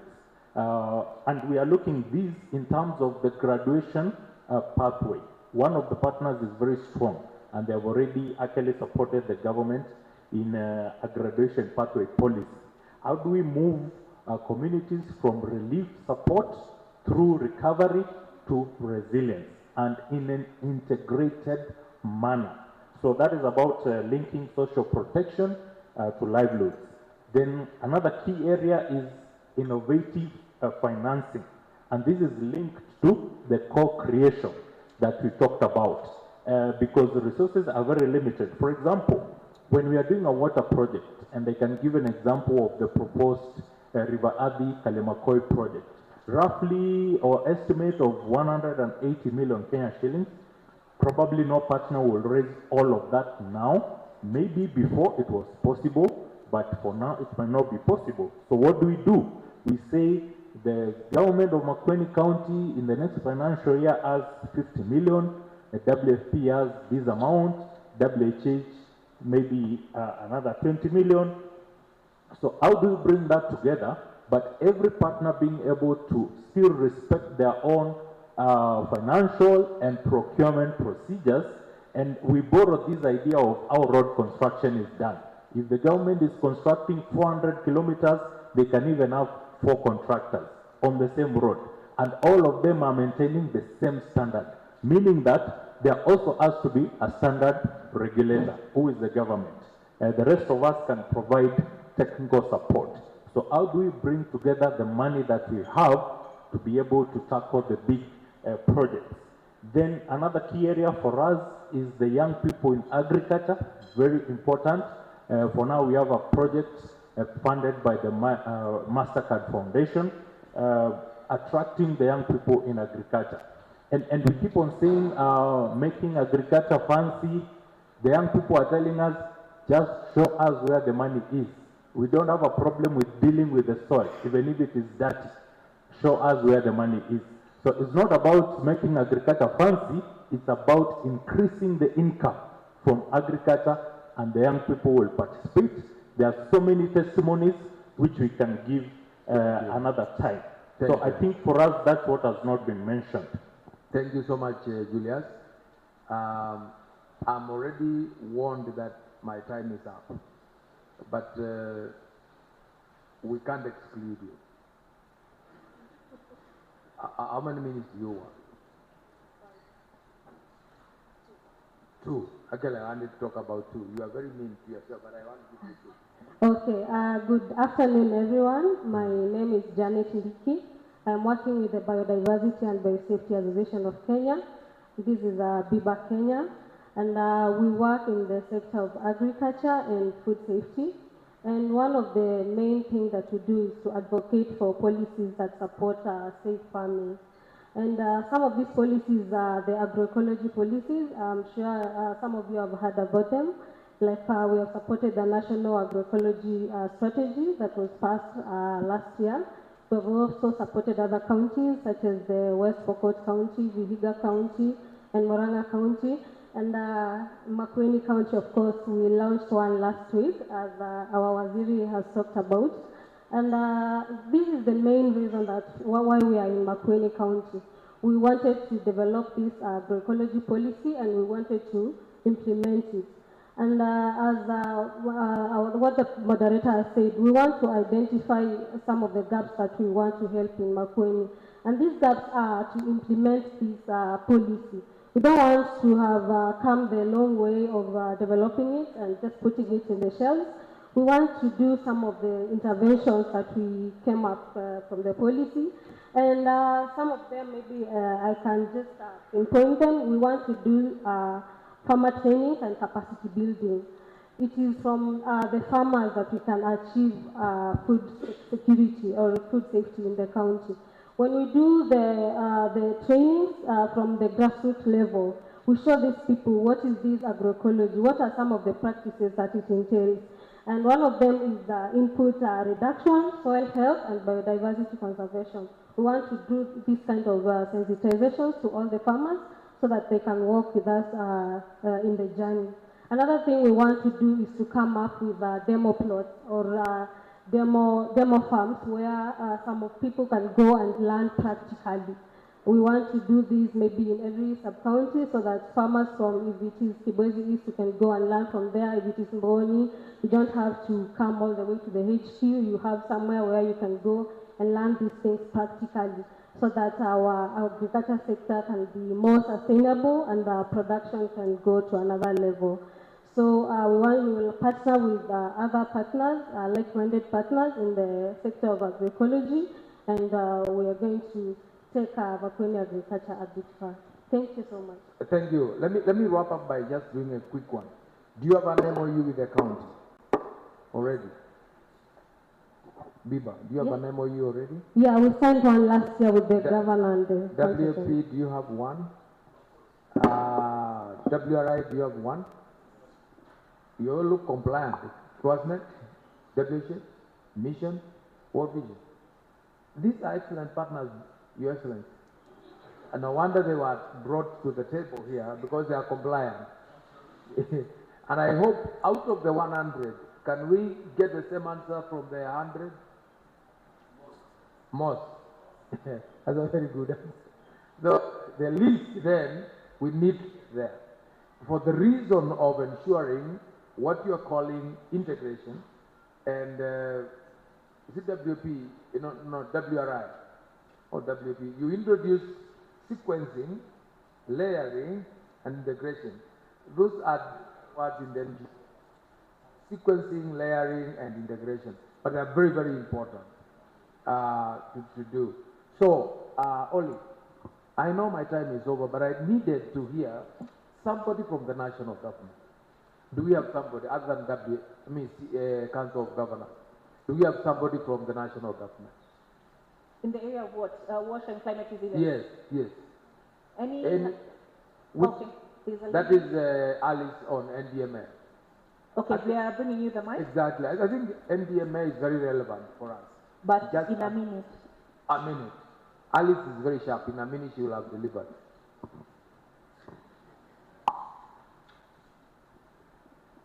Yeah. Good afternoon. My name is Alice Munyao, coordinator NDMA.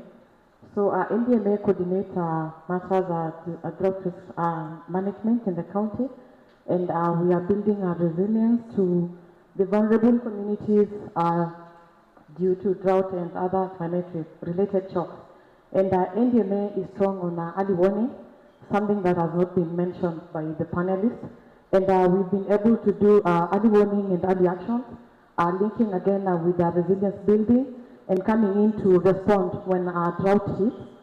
We've been working very well with the county government, signing financial agreements, implementing together, especially in water sector. We've been more in participatory processes, and anytime we're implementing, we are guided by participatory processes, and we've been implementing more on our macro projects, and these are projects that have bigger volumes. Recently, we had a partnership with the county government. We delivered on Uyi Dam in Masongaleni Ward that was able to harvest water to the brim 2 days ago, and we are grateful for the partnership. Again, on energy, we are ensuring that our projects have the component on solarization, because as a Nassau County, we have the opportunity of solar, and therefore we ensure that as we implement, we have solarization in place. We are also looking into having integration of our projects so that as much as we are delivering water, because mostly the priority for the county is water, we want to also have an agriculture aspect into our projects, and therefore we wish also to work closely with the department so that we address issues of food security in the county. Thank you. Thank you so much. Oli. All right. Just a moment only. Another one? A very important sector of the faith-based organization, and I saw two here. I saw Bishop Kimuyu, I saw Major Kasioka. Are you there? Major Kasioka, are you there? Salvation Army, Bishop Kimuyu. I just needed to recognize they are also partners as faith-based organization to this county. Probably they have gone to another meeting. Bishop, where is the bishop?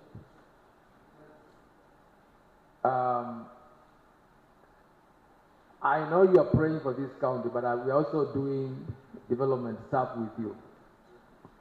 Yes, thank you. Kaseka was to speak on our behalf as church. Yes, where is he? I don't know. Salvation Army. He's gone to another meeting. Okay. So I think I just wanted to make sure I recognize them. So only guidance here. Do we still have an opportunity to give the audience an opportunity? Yes, after lunch. After lunch. After lunch, we'll Yes. convene from all the panels. Yes. We'll hear from yourselves Yes. on what came out of the panel discussion, Yes. and then we'll have time for Q&A. So this session comes This to an session end. is over. I will release you and your panelists, but I want to say, first of all, thank you so much. You have accomplished what is a heavy subject matter in a very limited amount of time. Makofi yake, makofi ya Bob na his panelists. All right, I will release you. And as you exit the stage, let me introduce the next panel on UHC, Universal Health Coverage and Innovative Financing Models. I think that's what it says on the program. Health Financing Models. And we have our moderator, Martha Nyagaya. She's walking up to the stage. The lady in the red coat, and Martha is the Nutrition International Country Director, Kenya. So we're going to be discussing health financing models for the next,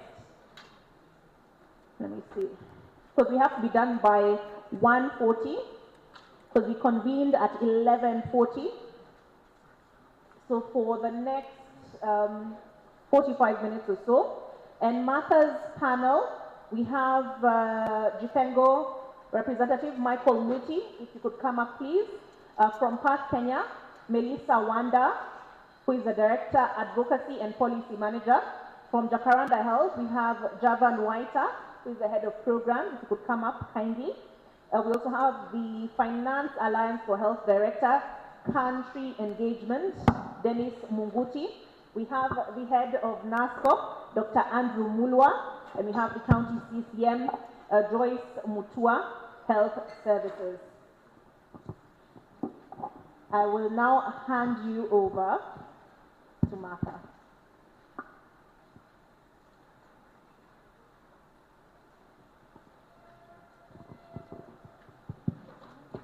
Good afternoon. I know this is the panel that is standing between you and lunch. We're going to make it very short and sweet. Your Excellency, the Governor, distinguished species from Makueni County, development partners, ladies and gentlemen, good afternoon. So we are going to discuss UHC and health financing models. It is my pleasure to welcome you all to this panel. I hope you can all see me. As I was thinking through what about UHC in counties this morning, and then when Irene spoke, Irene was my head girl, and she just mentioned to me that she was in the same class with Governor Kilonzo, so I quickly checked a few things on ChatGPT. And the good thing about age mates is that you don't take too long to explain things. And so they already know the back pain that I woke up with this morning for no reason. And I just Googled and realized we are age mates. And me and Governor Kilonzo were born on the same month and same year. Don't look. So I'm glad to be back with friends in Makueni County to discuss UHC. I need a copy of those questions. I don't have them. Oh. And just before we start and before I get the questions, as she looks up for me, no task is too small to need cooperation. And I checked a proverb from Makueni County that says, one finger cannot pick a grain unless you have a spark on it. And so we need many fingers on this UHC. And it is my pleasure to speak about UHC with so much passion because this is an area that we have worked tirelessly with Makueni County since more than 5 years ago with the distinguished panelists. Dr. Mulwa was actually a CC when we started talking about this subject. Michael, thank you very much for joining us. Melissa from PAC, Javan, Dennis, and Joyce. Sorry, in the interest of time, I am not going to read all the bios that I got, but I can assure you we have a very brilliant panel, and you will hear from each of them. And as I get the questions on the screen, as Kenya continues its journey towards achieving universal health coverage, the challenge we have is to sustain health financing, and it remains a central concern in each county that we work in. And while the public investment in health has steadily increased, and through many financing models, discussions around domestic resource mobilization have often focused on traditional sources, taxation, SHA, and just a few years ago we were complaining about the increases in contributions to SHA, right? But we have all seen some levels of increase in access to healthcare in the recent past. And the Kenya's journey is, it continues to face persistent financing challenges. Much of the national discourse has centered on traditional sources such as the taxation that we are getting, donor contributions, and county allocations. So we need to move this discussion very, very quickly in this panel to address some of the issues and identify best practices that we can adopt through partnerships, through working together, plus including domestic resources in Makueni County. So my first question is to the CCM because she is the one in charge of the health docket in Makueni County. What are the county priorities? And in your respective dockets towards securing Makueni's future as a resilient economy for sustainable universal health, what are the partners, who are the partners in your department? What are some of the key projects that they are handling in your county? What achievements have you seen? Can you just give us a very short and sweet snapshot of this? Over to you. Do we have another mic? Okay. Hello, you can hear me? Yes, we can hear you. My name is Joyce Mutua. I'm the County Executive Committee member in charge of health in Makueni County. And just to give a background, the challenges that we are dealing with matters health is communicable diseases like the respiratory infections, the gastrointestinal infections, and then quite an emerging trend matters non-communicable diseases, the diabetes, high blood pressure, and cancer, among others. And when we took office, we found quite a number of facilities that had been established. we have 242 facilities that belong to the county government that are already operational and another that belong to private sector. In total, in the county, we have about 360 facilities. And therefore, we looked at the coverage. While WHO recommends about every 5 kilometers, we find a health facility. In Makueni County, it is 4.5 kilometers. There's a health facility. And therefore, the focus was not quite on constructing additional health facilities, but how can we make the ones that are already existing provide quality services, and also to diversify the kind of services that you can get if we can put in more specialized services to be offered. And back to what our programmers just talked about, the goal for His Excellency the Governor was how can I ensure that every resident of Makueni has access to universal health coverage, quality and affordable health coverage. That was within his manifesto.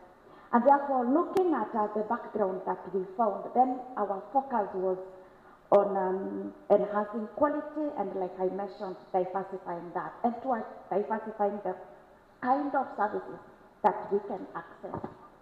And to make sure that that is delivered, then the focus was on prevention and promotion services. How can we prevent those communicable diseases?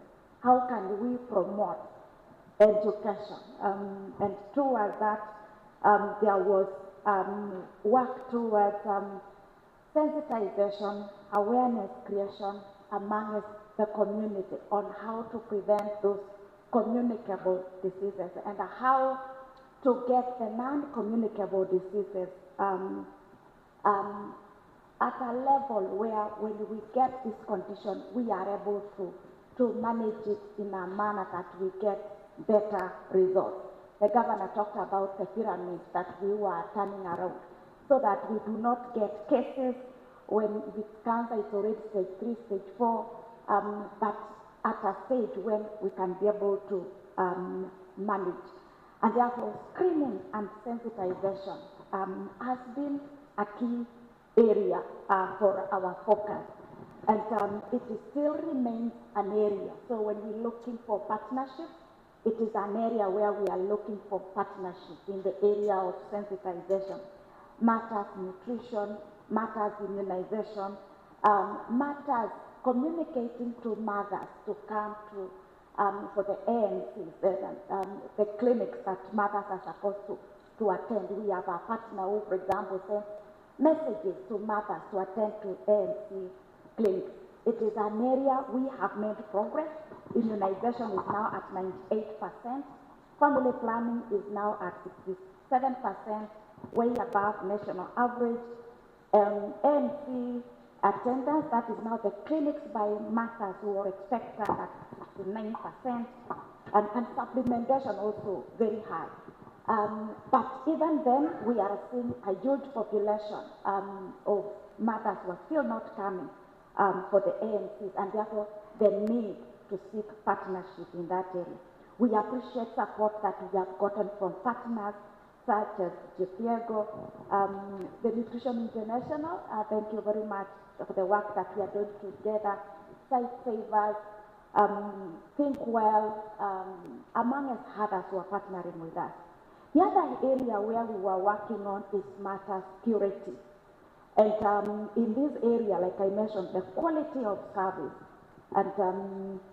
and equipment that are available to make sure that we are able to properly diagnose cases. And towards that, we have seen quite progress made to the extent that, of course, I talked about the number of facilities that we have and our referral facility that is able to offer specialized services, including oncology, the renal unit, the ENT unit. We talked about where we are doing reconstructive for mothers who got conditions at delivery, and among us others, the ENT, our area matters, and the neonatals. Neonatals are the newborns. We now have an ICU for the newborns. There are not very many in the country, but Makueni, we have invested in a neonatal unit, theaters among others. We still have gaps in some of our level 4 facilities, including expanding the capacity of our level 5. And towards that, we're looking for partnership matters equipment so that we can have equipment that are also matters, X-rays, the MRIs, theaters. Sometimes we find ourselves with not able to attend to the scheduled theater cases because we now have to deal with the emergencies because of the limited facilities that we have. And therefore, if we can get support in that area, we would really appreciate. Our trauma center in Makueni, again, totally overwhelmed because then we have the Mombasa Road, which stretches beyond Makueni. And it's another area where we are finding ourselves totally strained. Laboratories is another area so that then we are able to properly diagnose. We are not referring our samples far to be able to properly understand what it is and be able to give the right prescriptions. Matters commodities, following now the exit of some of the partners who used to support us with commodities, we have found ourselves having to stretch, but even then, the doctors tell me we are meeting only like half of the commodities that would require in terms of supply. So it is another area where we would be to partner. We also have the SHA, which has been mentioned, and the SHIP.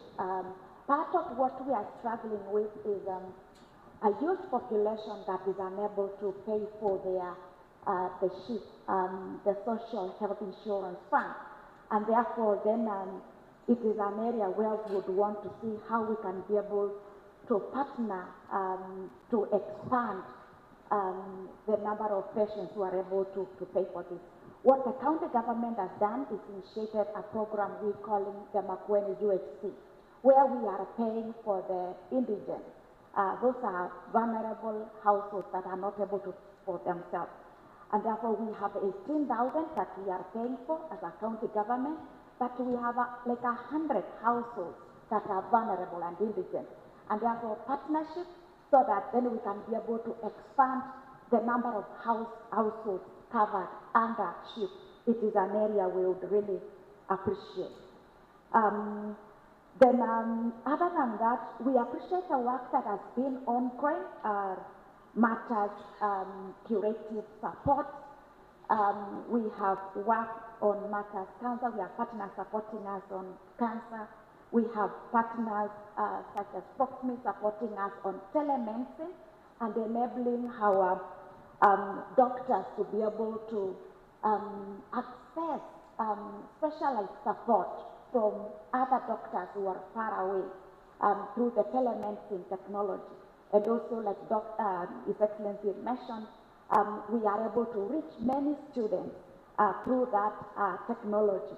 We have others like the one that was mentioned on the PPH, that is now the postpartum hemorrhage, where again, through our partners, GPEGO, among others, we have seen lives being saved. And it is an area where we would want to see how can we be able to work with more partners to save mothers. Today we have the inter-county MPDSR. This is a program that is running to track mothers who die or when they are giving life and children or small babies. And the county program that is being launched today. If I was not here, that's where I would have been. And therefore, what the doctors, I'm not a doctor myself, I'm a food scientist, but what they have told me is that when it comes to a mother die, when it comes to a newborn die, this is death that is not acceptable. And as a country, we are moving to, can we push this towards zero? So there is that collaborative effort, and we are a part of a system that is doing not just Makueni, but how do we stretch and make sure that every patient is attended to. So it's an area where we want to focus on. Matters, the other area is matters, administration and planning. I talked about infrastructure. What we are looking for is support to upgrade our existing facilities. We talked about what Safaricom is doing in Bohoni, again, we have had support in Tawa, we have had support in Sultanham, Gata. His Excellency mentioned a number of these. And therefore then, we are looking at, in every ward, we have 30 wards in Makueni, and we are looking at having a facility that is able to run 24 hours in every ward. And therefore, we are looking for partners to help us in expanding those existing facilities so that then we can have a level 4 in every ward able to provide services 24 hours. We're looking for that support. The other area in terms of administration, planning and infrastructure is our ambulances. We have 10 ambulances, and these are not able to effectively serve our people in terms of the response time. Right now we are doing more than 30 minutes, 40 minutes to get an ambulance arrive after we have called. And therefore we're looking at more partners. We appreciate the support we got from St. John's Ambulance, giving us an additional ambulance. We would want to request for more. The team in charge of planning, after doing an analysis, they say we require about 16 ambulances. We have about 10, so support in that area. The other area is sterilizing our health facilities. If we could get support in sterilizing our health facilities, we would really appreciate. Support in water, we have facilities that don't have water. Support in that area. Would want support in terms of energy saving cooking, so that then as we do our cooking, we are doing that in an hygienic way to save our patients. The other area we would want is governance and the policies. Each of our health facilities at the level 4s, we have about 16 level 4s and 1 level 5. They have all been gazetted as entities, and there is need to see how we can strengthen the governance and the management structure for these facilities to make sure that they are able to operate effectively. And therefore, those are the areas we're looking for support. The county government is putting in about 40% of the county budget towards healthcare, but it is still not enough, because then that budget, close to 70 goes to the healthcare workers, and it's only the balance that is left towards development. And therefore then they need to see how we work together to make sure that this is, we are able to achieve the universal health coverage. Thank you so very much. Thank you, Waziri, and I know how passionate you are about your docket, and thank you for very clearly and comprehensively outlining the issues that still require partnership and support in Makueni County. I hope we have taken notes, because we have only 35 minutes, and in 0 minutes at the end of this session, I will ask each of you to tell me what part of the things that Waziri has highlighted you will support in your partnership with Makueni County. I will quickly go to national government. Dr. Mulwa, you have been CC Health in Makueni. You are now participating in breaking the national cake. I hope you're bringing a huge one down here. My question to you on national government representation in UHC, what are the national government priorities in respect to the development agenda by the government of Makueni County, particularly in health and achieving UHC and health financing in sustainable ways? Thank you very much, Mother. I want first to take this opportunity and appreciate the county government of Makueni, through His Excellency, the Governor, for organizing this. I think it's always important to reflect, especially as a county 15 years into devolution, 12 years into county government, to reflect the journey and map with partners so that we harmonize investments. I think having spent the better part of my youth in Makueni as a CEC, I think I find myself answering the questions that I used to ask some 3-4 years ago in terms of the national government engagement in the counties. Recognizing that health is devolved, our role in the National Ministry of Health is usually very simple: to make policies, to support counties in terms of technical assistance, set the standards, and that remains our focus. And part of that is what has been happening. I think the journey towards universal health coverage in this country has had at least 3-4 starts. Those who were around around the 1980s, the late President Kibaki, when he was the Cabinet Secretary, Minister for Health, attempted to introduce universal health coverage. At the time was Health for All, when he introduced the 10-20 primary health care financing. Then we had the Ngilu Start, which was trying to have a legislation to support universal health coverage, and that did not get an assent. The bill did not get a presidential assent, and that collapsed in 2004.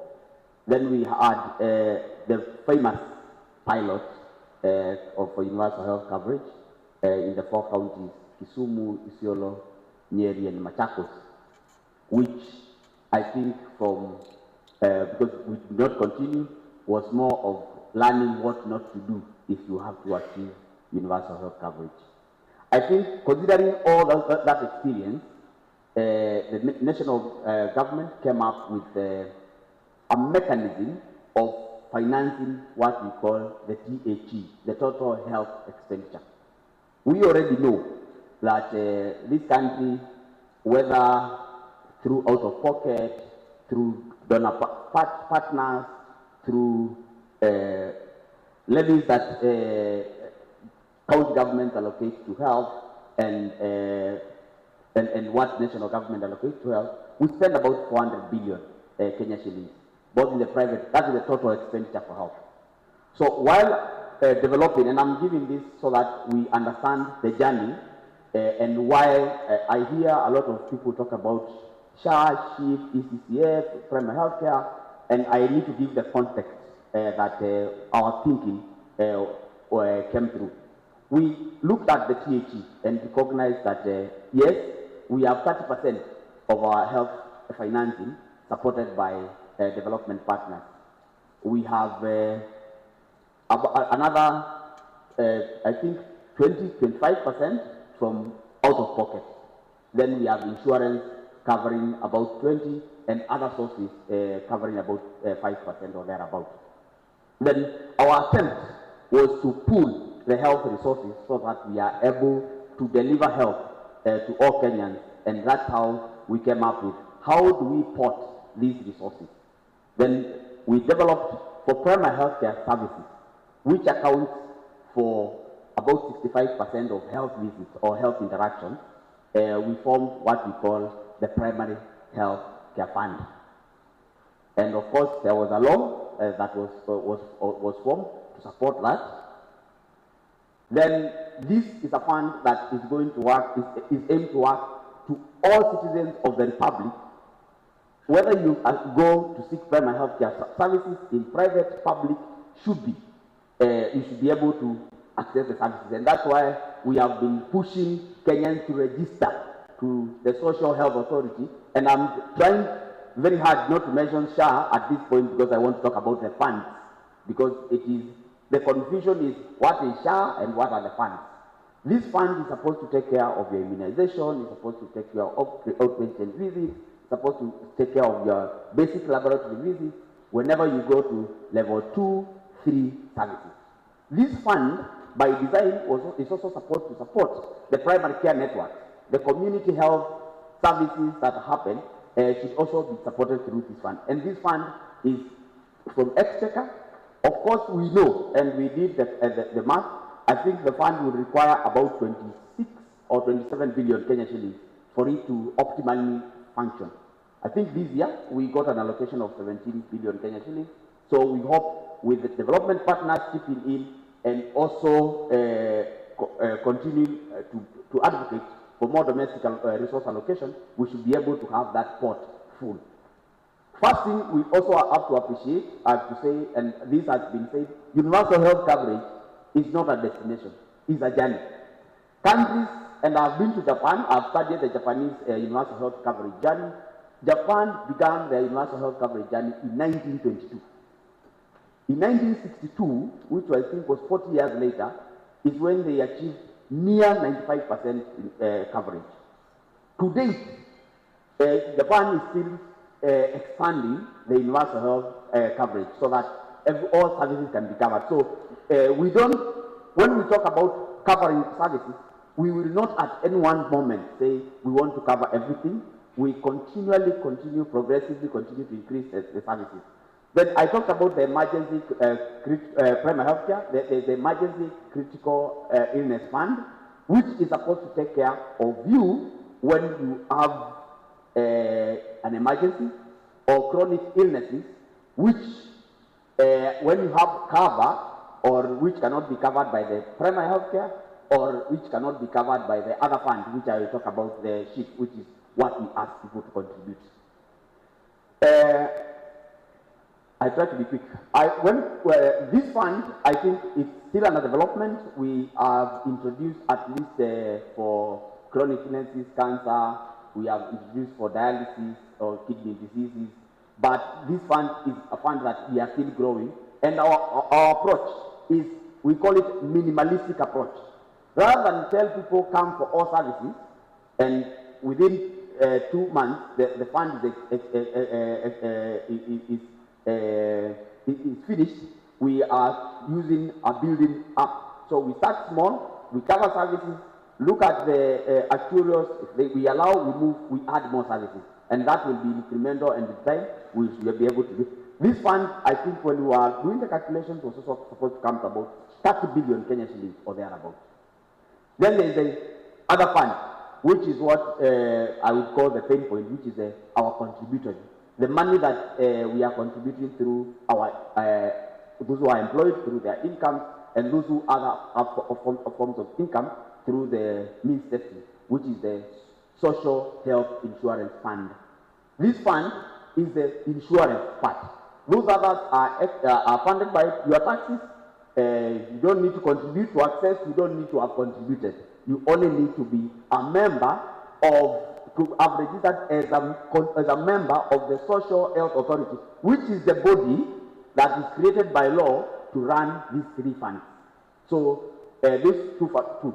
This fund is supposed to, if 83% of Kenyans contribute, if 83% of Kenyans contribute to this fund, the calculation is this fund should be able to take care of about 80% of health needs for all Kenyans within this country, and counties, and I am happy to speak to Makueni County, should be investing 0 from their county revenues to health, because it is expected this whole pot should be about 360 billion Kenya shillings when you talk of the 3 funds. So the county government should be able, through the user fees, the FIF, should be able to collect for services that they deliver enough money to take care of human resources, to take care of commodities, to take care of service delivery, to take care of everything.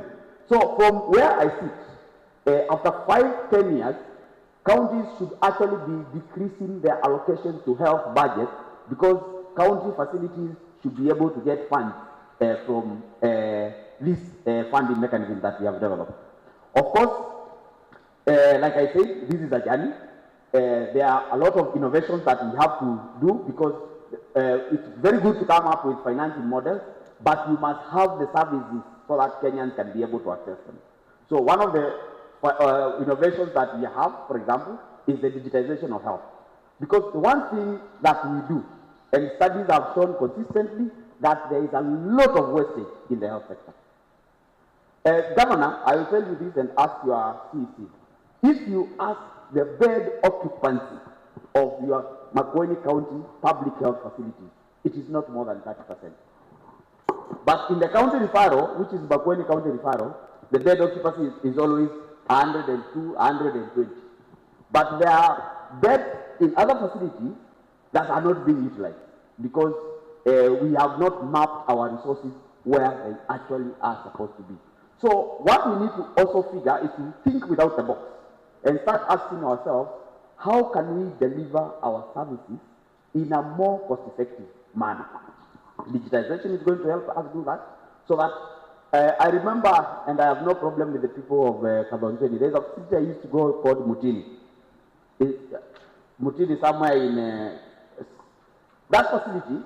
I think when I used to go there, and every time, when the other facilities have no drugs, that facility had drugs. Because that facility, I think, serves about 90 people. Then you ask yourself, why have a nurse, a cleaner, invest all this?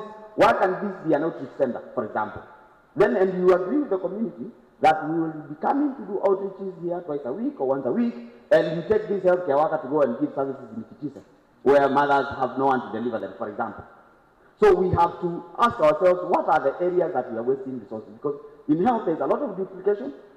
Even where I sit, you will find your team and governor, you know, I have a meeting, NASCOP is having meeting your lab team, and the following day, the TB team is also meeting your lab team, and they are in a meeting in Kusiwambungo, the next one. So we have so many duplications that we can ask ourselves as health sector, how can we synergize our investment? And by that alone, I think we would realize a lot of savings that would move the health sector forward. I would require a full day to discuss this matter. Thank you. I know, Dr. Molua, thank you very much, and thank you for bringing that national perspective.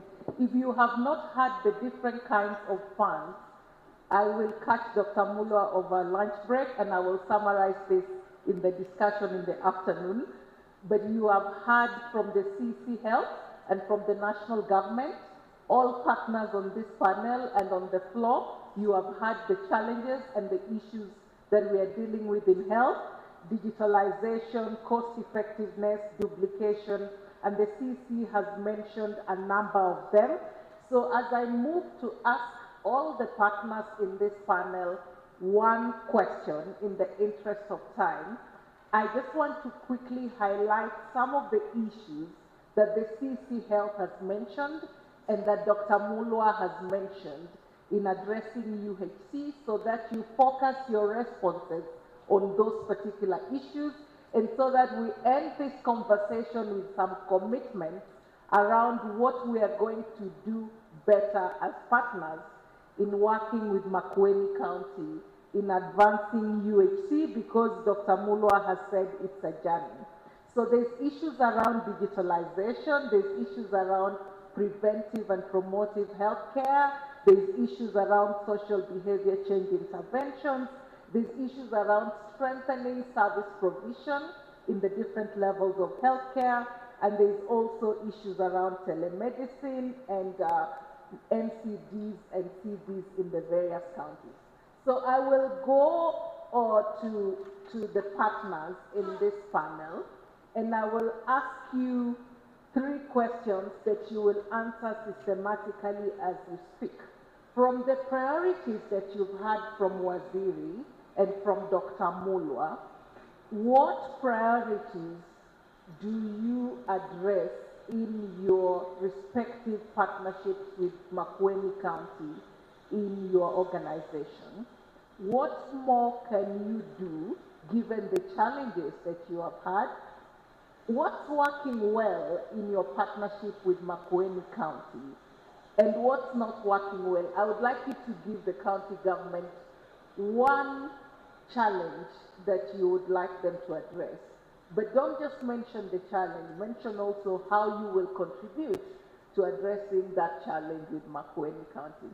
Over to you, and I will start with the person next to me. Michael, Melissa, Dennis, and Javan, tell us your responses to those questions in a very short and sweet answer. All right, Martha, just to note, we now have just 10 minutes. Okay, thank you. Okay, thank you. All protocols observed. My name is Javan Waita. I work in Jacaranda Health as the head of programs, and I want to start by saying this is a wonderful opportunity for the county of Makueni, where I also come from, to bring together all partners to discuss the future of the people of Makueni. So, as an organization, and I think I want to start with reverence with what His Excellency the Governor said in the morning, that on a daily basis we lose about 10 mothers due to PPH, that is bleeding. And I think it's also good to mention that on daily basis as a country, we also lose about 15 mothers due to complications related to birth and delivery. And in reference to UHC, I want to say that the success of UHC can only be measured by the number of mothers who are dying within our country and also in our counties. I think that is the best way to define the success of UHC. And as an organization, we are committed, and we are partnered with Makueni County since 2018 in terms of improving the outcomes of neonates and mothers within the county by implementing digital and AI-enabled innovative solutions that empower mothers with information. And I think one of the key pillars for UHC is access, and access to information. So as an organization, we have a digital health solution. We call it PROMS, with a current reach of 3.5 million mothers within the country, where we share gestation-specific information to these mothers during pregnancy, empower them for them to be able to prepare for delivery, and again be able to triage any danger signs and link them to care. So one of the key aspects, I think, from your question is digital health as well as promotive and preventive health. I think one of the other questions is about in terms of commitment and how we look into the future for Makueni County. And I will say we'll continue to work with the Makueni County to ensure currently we have a reach of about 85% of mothers delivering within the county. So our plan is to expand that and ensure 100% of the mothers are empowered with the information within the county. The other key aspect of our programming is health system strengthening and strengthening the provision of healthcare services within the healthcare facilities. And I want to say we recognize that more than 55% of the deaths that occur within the healthcare facility are limited or are caused by issues related to quality of care, and not only the capacity of healthcare workers, but also other health system gaps like equipment, availability of equipment, availability of commodities, and I'm excited that the county is committed towards ensuring that is addressed. So part of the work is ensuring the frontline healthcare workers who are working within these healthcare facilities are empowered with the right skills and knowledge through a mentorship program. And I know because of time, I'll go to the last question about what is working well with our partnership with Makueni County. And in summary, I will say this. For us to be able to achieve UHC, domestic funding, as it has mentioned, commitment and accountability is very key. And I want to say, I'm excited to say that Makueni County has been one of the key cost-share partners in the implementation of our programs. Our membership program has over 50% cost-share contribution from the county. Our Prompts Digital program has over 15% cost-share input in terms of investment from the county. So that is one of the things that I'm really excited about. One of the challenges that I must say as we close is about we cannot achieve UHC if either of the elements of UHC, either of the pillars for UHC is left behind. We cannot achieve UHC if we don't have the right staffing within the healthcare facilities. We cannot achieve UHC if we don't have commodities and equipment and the right equipment within the facilities. And we cannot achieve UHC at the same time if we are not assuring that we are putting resources and holding the health system accountable in terms of the service provision. Lastly, one of the current innovative solutions that we are working closely with the Makueni is what we call the Pulse dashboards. And the Pulse dashboard is a solution that integrates data generated from the healthcare facilities and data generated from the feedback that is provided by mothers when they go to the facilities, and share that feedback with the health system managers as well as the facilities to ensure they are making the right decisions in terms of prioritizing resources and also improving the health systems. So in summary, as I close, one of the key things, and I think in majority of the cases is neglected, is the input of the client in terms of improving the healthcare system. And that's why client accountability through the feedback that is provided by the moms is very essential. Thank you. Thank you so much. Please pass the mic in the interest of time. Waziri, I hope you got that, 100% digital solution. That MOU needs to be updated. Please go. Thank you so much. Sorry, that's a quick one. We have reached the time limit, so I'm only going to give a minute each, please. I know it's a stretch, but I'm sure you can do it in a minute. No, yes. Thank you. Happy to share a few thoughts, and also take a pleasure to be in part of such a panel of thought leaders. That's amazing to be within great minds and gifted hands. So I'm Dennis Munguti, and I'm from the Financial Alliance for Health. And what keeps us awake at night and what keeps the governor at night is how do we ensure health has more money, and also at the same time, how do we have more health for the money? How do we get more money for health, and how do we get more health for the money? And I want to visualize this. So everyone, quickly open a fresh page on your notebook. Fresh page on your notebook. Fresh page on your notebook. Draw a circle. Sorry, I'm juggling your geometry skills. Draw a circle. Quickly, in that circle, I want you to cut 45%. Let me see your geometry. 45%. Out of that 45%, write government. Cut another 20%. On the circle, so 45, another 20%, cut another 20%, assume it's a cake, you know. That 20% say out of pocket. Cut another 15%, say private sector. What's the gap? Because we need to get to 100%. What's the gap? 45, plus 20 plus 15, what's the gap? That's 20%. And where does it come from? It comes from external funding, right? And what's the reality of external funding? With the geopolitics that's happening, will it increase or decline?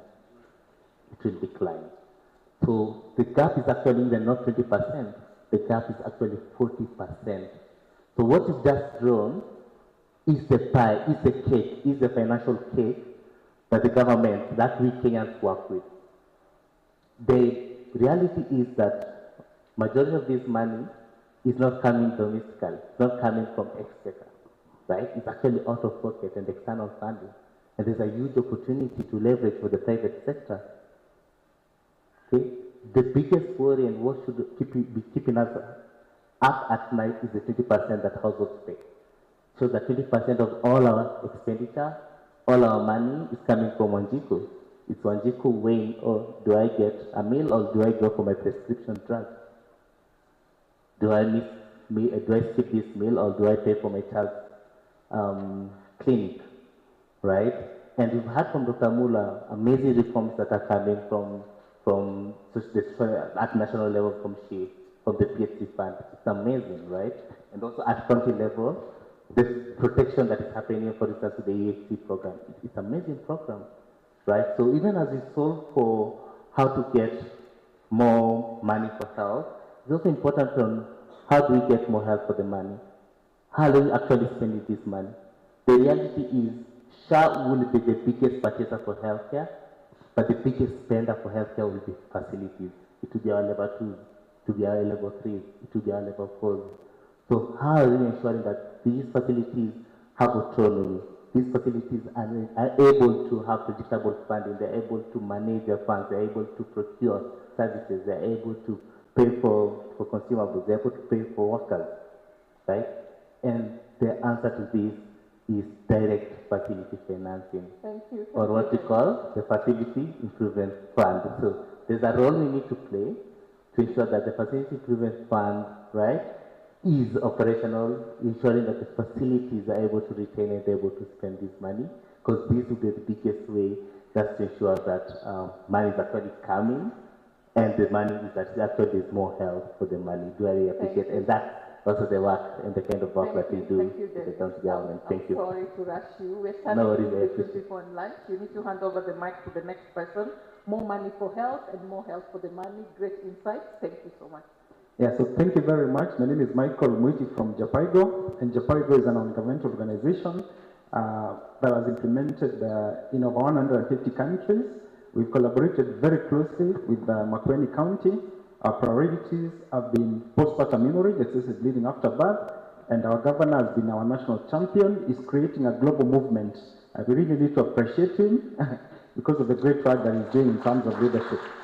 We've also supported the county in terms of obstetric fistula and family planning and product introduction across different areas. And what more needs to be done? Sustaining these gains. Makueni has been a leader in introducing high-impact interventions. Sustaining these gains would be a big priority. And looking at the total market approach, collaborating with the private sector within the networks of care. For example, there are ambulances within the private sector. How can we maximize the utilization of those resources? What more can we do? We have so many high-impact interventions beyond postpartum hemorrhage, beyond obstetric fistula, that we can collaborate to scale up. And Japaigo remains a committed partner. I know our governor says that Makueni pilots, even the pilot. So we are ready to test those innovations in Makueni County and collaborate to save and transform lives. Thank you. Thank you for being brief, Michael. Melissa, last but not least, in the next 0 minutes left. Wow. Your Excellency, colleagues, partners in the group, good afternoon. My name is Melissa Wanda. I lead PAT's policy and advocacy work. I share greetings from my country director, Caroline Juguna. All right, so the beauty of speaking last is most of what I would have shared has already been alluded to. So just to share some of the work that we are doing, we are implementing primary health care in Makueni County, working very closely with Waziri. Having sat here and listened to Waziri speak about the gaps that are there really made me appreciate this convening today. Why? Because we realized from what she shared that what is ailing the health sector is either coming from another sector or the solutions lie in another sector. And so my call would be multi-sectoral collaboration. In the primary healthcare space, thank you so much, Michael, for emphasizing the need to make sure that the primary care networks are functional, operationalized, and optimally, working, able to deliver care for our people. We have worked in that space. We were working with CHEP to support the county to establish the PCNs. We have also really been key in bringing Makueni County to forums where they can share some of the lessons, some of the case studies that we are seeing. So Makueni County was the first county to share the experiences implementing primary healthcare at the inaugural Kenya Primary Healthcare Learning Webinar Series just last month. We've also had them showcase this at different platforms.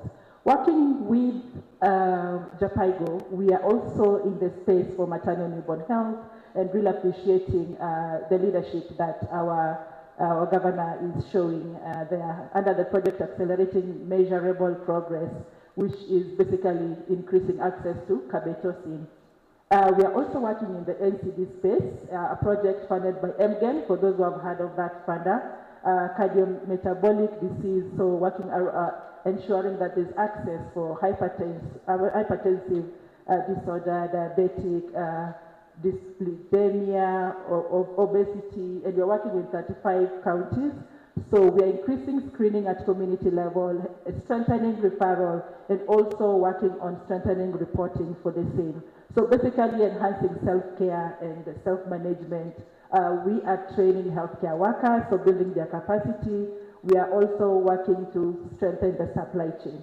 So I'll not go too deep into this, but what has worked well for us is, I can give an example of a partnership, Afya Jijini. When we started during COVID, we were working in Chambeka, and we were working around increasing care for NCDs. This was a partnership between the national government, Makueni County, and PAC. We brought on board Medtronic.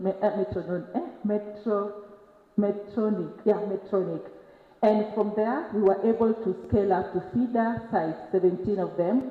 We did put together a proposal, and that is the current MGEM, which is being implemented across the 35 health facilities. What can be done better? There is money coming from different sites, and I really love what Dr. Mula shared. The SHA, all these acronyms that she said she's going to explain over lunch. The money coming from Social Health Authority. There is the Primary Health Care Fund. We have BREADS, for those who are familiar with these acronyms, Building Resilient Health Systems, the former THS, if you're familiar with that. All these monies coming from elsewhere. And I also know that Makueni County has really been good in bringing in other actors in the space, the private sector. Is there a way we can consolidate all these and optimize this to make sure that we are actually getting the more health for money that my colleague was asking for? We can discuss more about what we can do, but right now we are more than happy to work with the county to ensure that we are aligning, especially providing TA to the recent health sector reforms. That includes the facility improvement financing that is spoke about. How are we able to ensure that facilities can claim, but also use the money that they're getting through the facility improvement financing? Can the health facilities also budget for community health units? I know we made the case for the primary healthcare facilities. Where are we living the communities? The communities are the base for primary healthcare. So thank you so much, Makueni County, for leading. And we are more than happy to also continue working in gender responsive budgeting, as well as multi-sectoral approach that I am calling for. Back to you. Thank you, Melissa. We are completely out of time. I'm sorry I cannot give the audience an opportunity to ask questions. But they'll have time after lunch. Pardon? They'll have time to ask questions after lunch. After lunch, we can ask some questions. I will also provide a summary of these discussions after lunch. So we do not want to stand between you and lunch. Let's break, and I will come back with a very nice summary. If you catch me over lunch, my name on the program is wrong. Unfortunately, my name has a more exciting life than me. It keeps changing in every meeting. Nyagaya, catch me over lunch. I can identify the panelists for you and you can ask your questions and I will give a summary immediately after lunch. Thank you again and thank you my excellent panel for keeping time. I'm sorry to rush you over the questions. I wish you an excellent day moving forward. I hope, Waziri, you have marked the areas where we are going to get 100% coverage and where we are going to do more with Makueni County. I hope you have also mastered the areas where we are having challenges, partnering with Makueni County, and the requests around staffing and effective utilization of resources. Thank you again and have a good afternoon. All right, a hand clap for Martha and our family. And thank you for accommodating the time constraints. As Martha stated, it is time for lunch. Now we'll take an hour-long lunch break, then we'll reconvene in this room. But we're going to move the program around just a little bit because we don't want you to miss the unveiling of the Makueni Strategic Partnerships Policy 2025. And thereafter, we'll have a group shoot, okay? We'll take a group photo, so nobody is left out. So please come back in 1 hour at, let me see, what time is it now? Let's come back at, let's come back at 2:50. Is that fair? All right. Governor, and your table, you are table 1, you will go out through that door. The rest of us will go through the second door and we'll see Francis Nduku. No, Governor's team is going through this door with Francis Nduku. The rest of us will be directed from that side. Thank you very much. See you on the other side.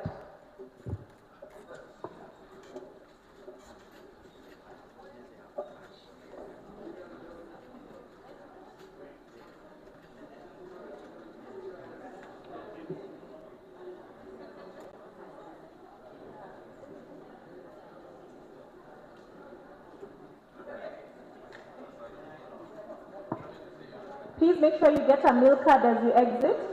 Thank you.